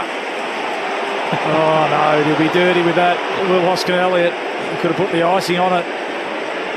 Hinge with the kick to Millerup. He moves it up to the wing and Dawson has it for the Crows. Got to go now. Take a risk. Trying to throw caution to the wind as he kicks across the centre square. Mark taken by Rochelle. He rolls and looks inside the forward 50 immediately. Finds Fogarty, who takes the mark back in the corridor. 45 out. Well, there you go. It's a Dawson kick. Yeah, beautiful. They take Dawson. the game on. One end to the other. They put that ball beautifully between two Collingwood players, Dawson. And then Rankin, you've been calling for it all day. Just get on with the game. Darcy Fogarty skips in, true centre half forward, drop punt from 45 out. He's got it. And the door is not yet shut. Brings it back to 16 points as we tick into time on in the final term. A fourth for Fogarty. 16 points, Collingwood's lead, 11-11, 77. And the Crows, 9-7, 61, time on final term. Well, here's the one. Clearly Fogarty inside their forward 50. So how can they isolate him now for the remaining 7 minutes of this quarter? You know, try to manipulate a matchup. So obviously with Tex Walker off the ground, Curtin's gone forward. So there's still a bit of a matchup nightmare for the Magpies. So Maynard looks like he's the one who's with Fogarty at the moment. There's a clear height advantage there, so let's isolate him. He's got the hot hand. Give him the opportunity. It's a good return, isn't it, on a day like today? 4 goals. 16 points. Time here for the Crows if they're good enough. It'll be difficult. Shoveling out a handball, Darcy Cameron. The players pile onto it. Get another ball up in the middle, just slightly forward of the bullseye for Collingwood. Another goal in a hurry will make it fun. Yep. O'Brien taps it down. Peatling bumped off his kick. Allen slaps it away. Curtin goes in. Nick Dacos too. Nick Dacos over it. They all burrow in. Perryman trying to get it out. Curtin too. Nowhere to go. We'll do it again. We're used to the Collingwood number 12 jumper burrowing in and fighting after it. Worn by our very own Luke Ball. They play a little bit of volleyball. Millerup off to Saligo, who's been big in the fourth. Snaps around the wing, looking for Neil Bullen. Bouncing ball. He tries to spike it on, coming through Peatling. Might have been taken high, he was. Free kick to the Crows on the wing. It's got a lot of high tackles today, remember, isn't there? Both ways. We're going to have 7 against Collingwood. Yep. Peatling hand pass to Taylor, fresh on the ground, straight it through the interchange gates, kicks to half forward.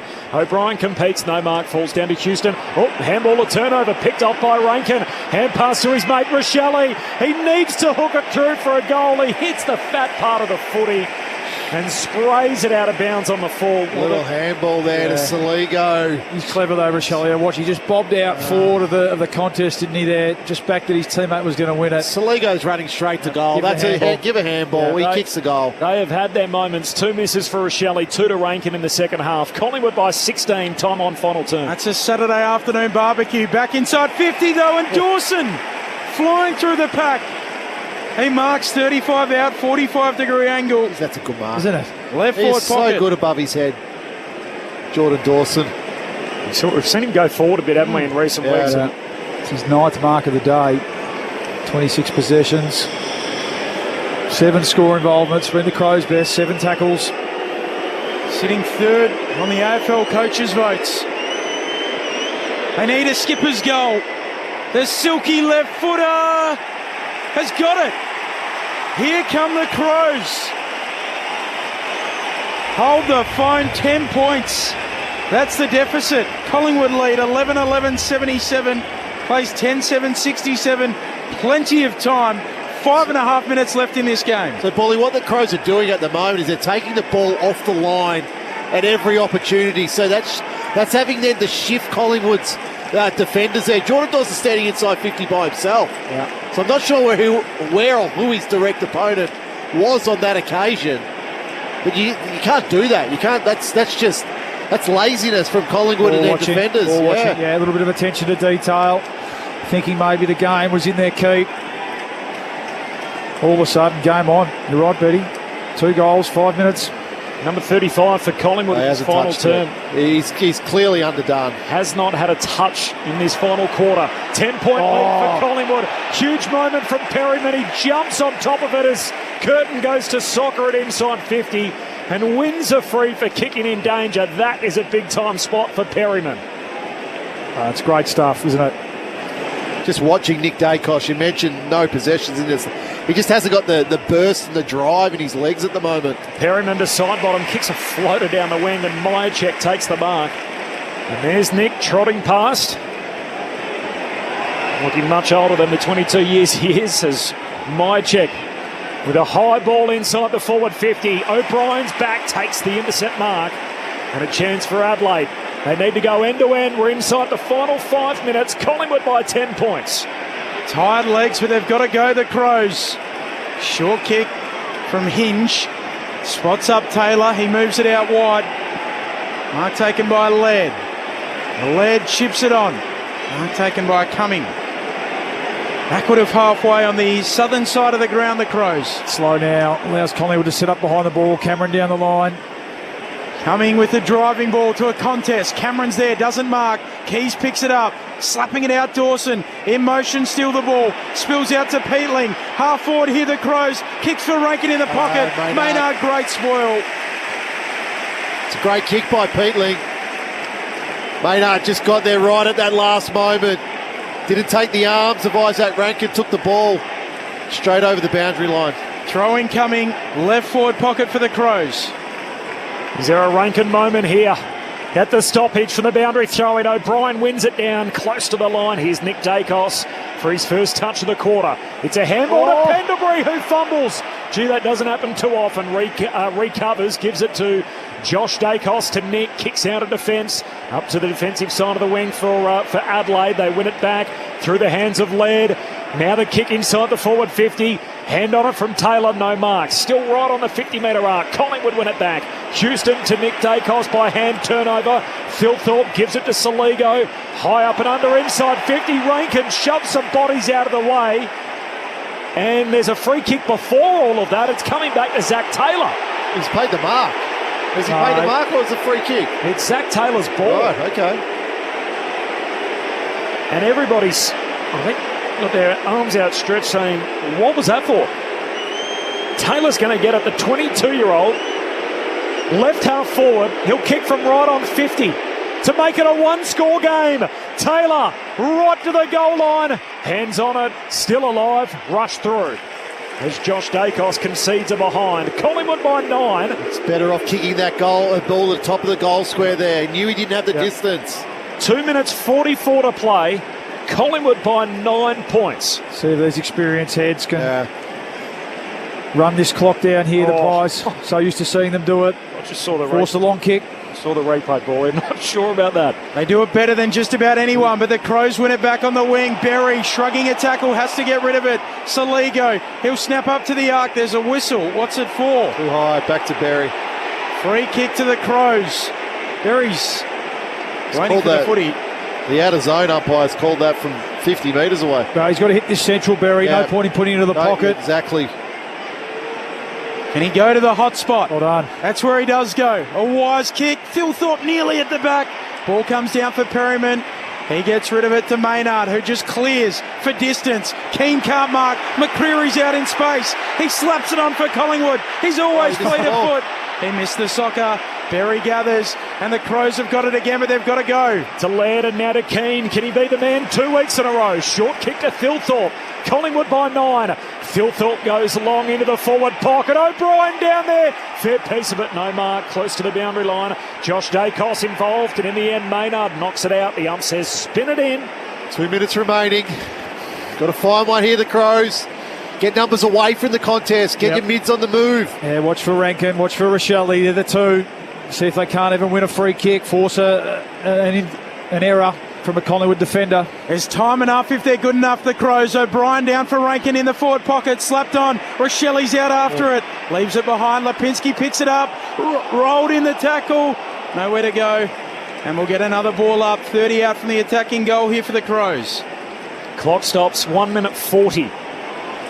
That is 100 seconds to decide a winner. Collingwood by 9. Deep forward for Adelaide. Knocked on a few times. Punch further forward by Cumming, but straight to Frampton. Kicks out of defence for the Magpies. Over the top comes Michael Annie. Knocks it to the boundary line and then traps the footy. Picked it from Elliott. Michael Annie back by hand to Millerer. Heads inside 50. Turnover.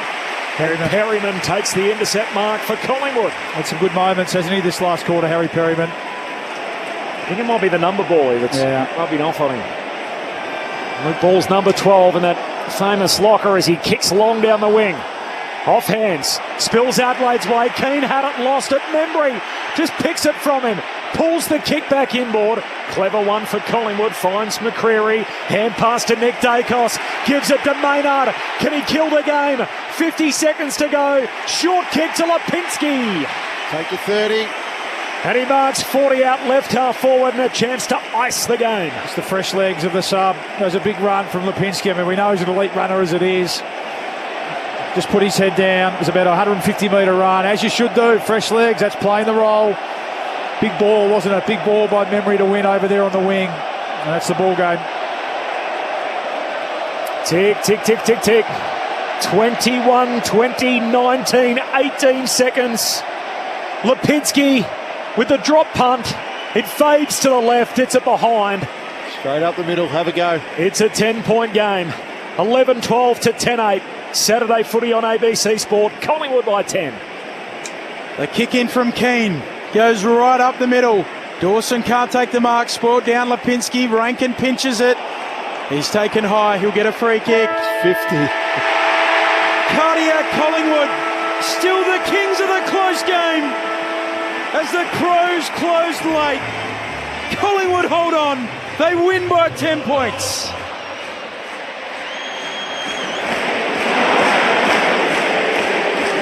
They're not yet playing this song because of the 50. Rankin's got a 50-metre penalty. So they certainly started playing it. I think the Collingwood crowd's gone a cappella. They are. Talk coming up.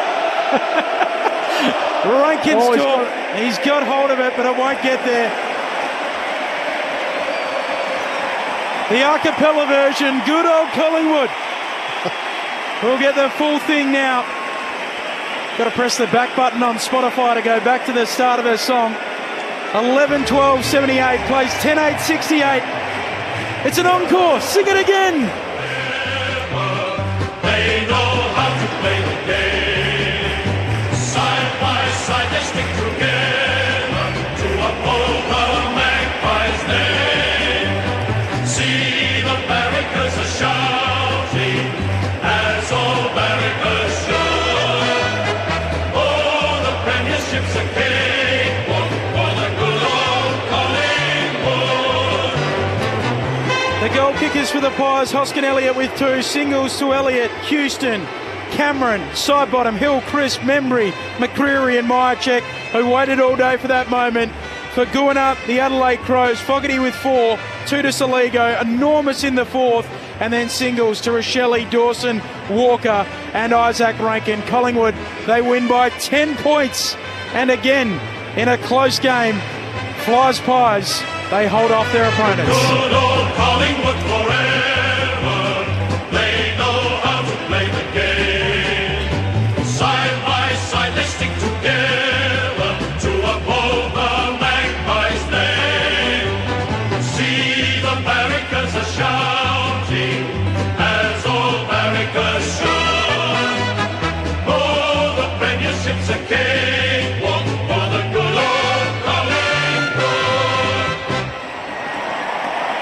incredible run. So winless now in their last 11 games, Adelaide against Collingwood. It's a run that stretches back to 2016, but it is a run that includes a draw, a result by 5 points, by 5 points, by 1 point, by 2 points, by 4 points, and now by 10. So an incredible set of games. And almost always going Collingwood's way during this run with the draw thrown in. That's as close as Adelaide have got since 2016 against Collingwood. They lorded over them again. The Magpies by 10 points in an incredible game of footy. 8 lead changes on a cold, wet day at the G in front of over 67,000. What a treat, Luke Ball and Adam Ramanauskas. Yeah, it was a really entertaining game. Given the conditions, Ramo, I thought, two really good teams that we think are going to be there at the pointy end of the season, and I thought both lived up to their end of the bargain today. Both had their moments of ascendancy. In the end, Collingwood just handled the bigger moments better. You think about that last 5 minutes of the third quarter, goals were very, very hard to come by for the first 20, and then Collingwood put 3 on in the last 5 minutes of that third quarter. In the end, that's really the difference. And in this last quarter, the Crows certainly had plenty of the footy, didn't they? They had a lot more of the footy, in fact, in their front half. What was it? 19 inside 50s to 8 for only 3 goals to 2. So that's a little bit of the difference in the day. Not that, you can hang that on the Crows forward line. It was probably just a little bit of decision-making and then just taking your moments, those half chances when you get them, which you need to take to win a game in conditions like today. So for mine, Adelaide Rammer, don't lose any admirers on today's effort. I think they certainly can walk off and say that they can mix it with who we think's the best team in the competition at the moment. Yeah, and I think they'll rue some missed opportunity, really. You mentioned the 19 inside 50s in the last quarter. You've got Rankin kicking it out on the full 3 times today, two from set shots and then another running shot. Last quarter, Rochelle, that's just a little handball to Saligo, where Saligo runs into an open goal, and the margin's then 4 points. So I think Adelaide will rue opportunities where, okay, there's the teaching points, but hey, if we do this, we can win the game. Yep. We can compete with a top 4 team. Collingwood, on the other hand, just professional. Craig McRae talks about them playing the minutes, and they played the minutes in that last quarter. They were able to weather 19 inside 50s and only allow 6 scoring shots. So we saw the ball just living in Adelaide's forward half in that last quarter. They were trying to take the ball off the line, but Collingwood defended unbelievably well. Bally mentioned the conditions, and it's as the rain comes down again at the MCG. But the first half, Collingwood were handball happy. Second half, they started to kick the ball. They start to get a better result. So you look at the last half alone, it's 5 goals to 4 in Collingwood's favour. So they play the moments, play the minutes. They did it really well in that last quarter. Collingwood, they deserve the win. Again, it's one of those ones where you go, yep, tick the box, let's move on. Let's continue to push forward into this season. Adelaide, on the other hand, they get back to Adelaide, learn from the mistakes of today, but understand that if we can iron out those little mistakes, we can compete with the top 4 of this competition. They just get contributions, Collingwood, don't they, from across the board, just at different stages. I mean, no real standout today. Look at the numbers, Dacos boys, leading possession getters. Oh, Josh was terrific in the first half. I thought he really set it up for them. Nick, we know he doesn't look quite right, does he? He kept trying as he does, we know that, but didn't have his usual impact on the game. But Maynard was strong coming back into the team. You scan all the way down there. Perryman had some big moments, didn't he, in that last quarter. McCreary, only 12 possessions, but an impact on the game. Hoskin Elliott, 11 possessions, 2 goals, impact on the game. Memory had some moments. And then even Myercheck, who had a pretty dirty day, bobs up and kicks the goal just to give him the breathing space. So that's what good sides do, don't they? That's what experienced sides do. They don't rely on a handful or 1 or 2 individuals. And, a day like today where you do need a contribution across the ground, when conditions are tough, it's when they come to the fore. They were terrific. Collingwood now 8-2 on the season. Adelaide, their record falls to 6-4. It's been an emotional day for the footy world, and Collingwood have certainly been hit by that as well, with Scott Selwood, their assistant coach, not there today after the tragic death of his brother Adam overnight, and Craig McRae quite emotional afterwards. He's got little Maggie in his arms at the moment, his youngest daughter, and he makes his way into the rooms where Ray Chamberlain is. What can you see down there, Ray? It's great to hear you today, Corbin. Thanks very much for checking in, mate. I tell you what, I can see down here is a really a buoyant and obviously they're a happy team at Collingwood having the win, but subdued, and as you intimated, lots of family. The players have all got their kids in the circle, and definitely Craig McRae's shoes have stolen the show as well today. A hush for the kids.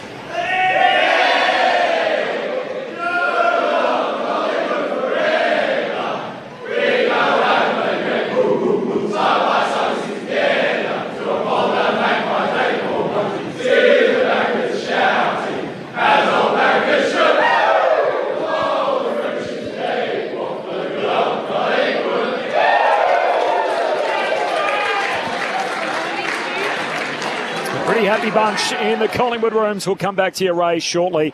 The votes to come in the ABC Footballer of the Year. If you're in the ACT, you'll be off to the NRL. For everybody else, footy continues on ABC Radio. In WA, it is the Dockers and the Giants. And for everybody else, you'll be going to Adelaide Oval. I know the Selwood news that were tossing up this morning, Collingwood, about whether they were going to tell their players or not. I'm not so sure they did.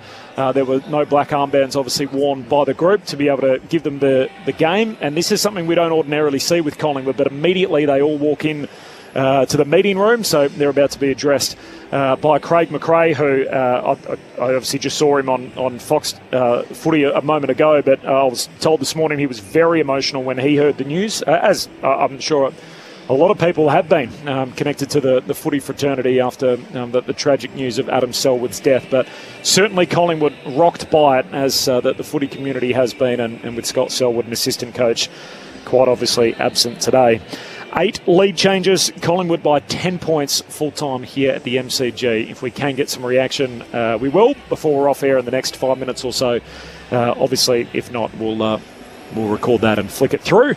The votes in the ABC Footballer of the Year before we get out of here. Don't forget the ABC Listen app. You can download that for free through your app store, and you can toggle between the games if you want to choose which match you'd like to listen to. Well, Collingwood win the game, but I only give 2 Adelaide players a vote. So I gave 1 to Darcy Fogarty for his 4 goals. I thought he was clearly the most dominant forward on the ground for both teams.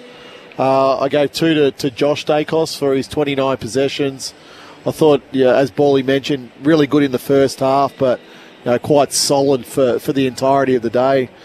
And I thought the best man on the ground today was Jordan Dawson, 27 possessions, 8 tackles, 9 marks, 500 metres gained and a goal. He was nearly able to drag his team over the line. So 1 to Fogarty, 2 to Josh Dacos, 3 to Jordan Dawson. And that's, it's a good sign, isn't it? Again, we were just mentioning that before. I just thought Collingwood probably had greater contributions across overall, the board. Yeah, and then again, that's the sign of a really good team. No admirers lost from my point of view for Adelaide. I think they're a really good team. I think they're a top 6 team. They're going to be hard to beat. But in the end, it was just Collingwood maybe handling those moments a little bit better, which is, we've come to expect from this team. They meet again round 23. Oh, beautiful. In Adelaide. Perfect. Which, Collingwood's record in Adelaide is unbelievable. Yes. Which that's right on the eve of the finals, of course, in the penultimate round. So can't wait to see that. The next assignment for Collingwood is next Saturday at Docklands. A bit of a quirk with the fixture, Bally. There's 2 games at Docklands next Saturday. So we're there at 12:30. The early one? For Carlton GWS. And then the Magpies play that night. It's a double-header at the same venue. Yeah. So they're going to clear them all out. Any reason why? Clean the stadium? I have no idea. Sort of snuck through that one in the fixture, isn't it? Not Corbin, who's a fixture watcher. That's why I'm waiting for the.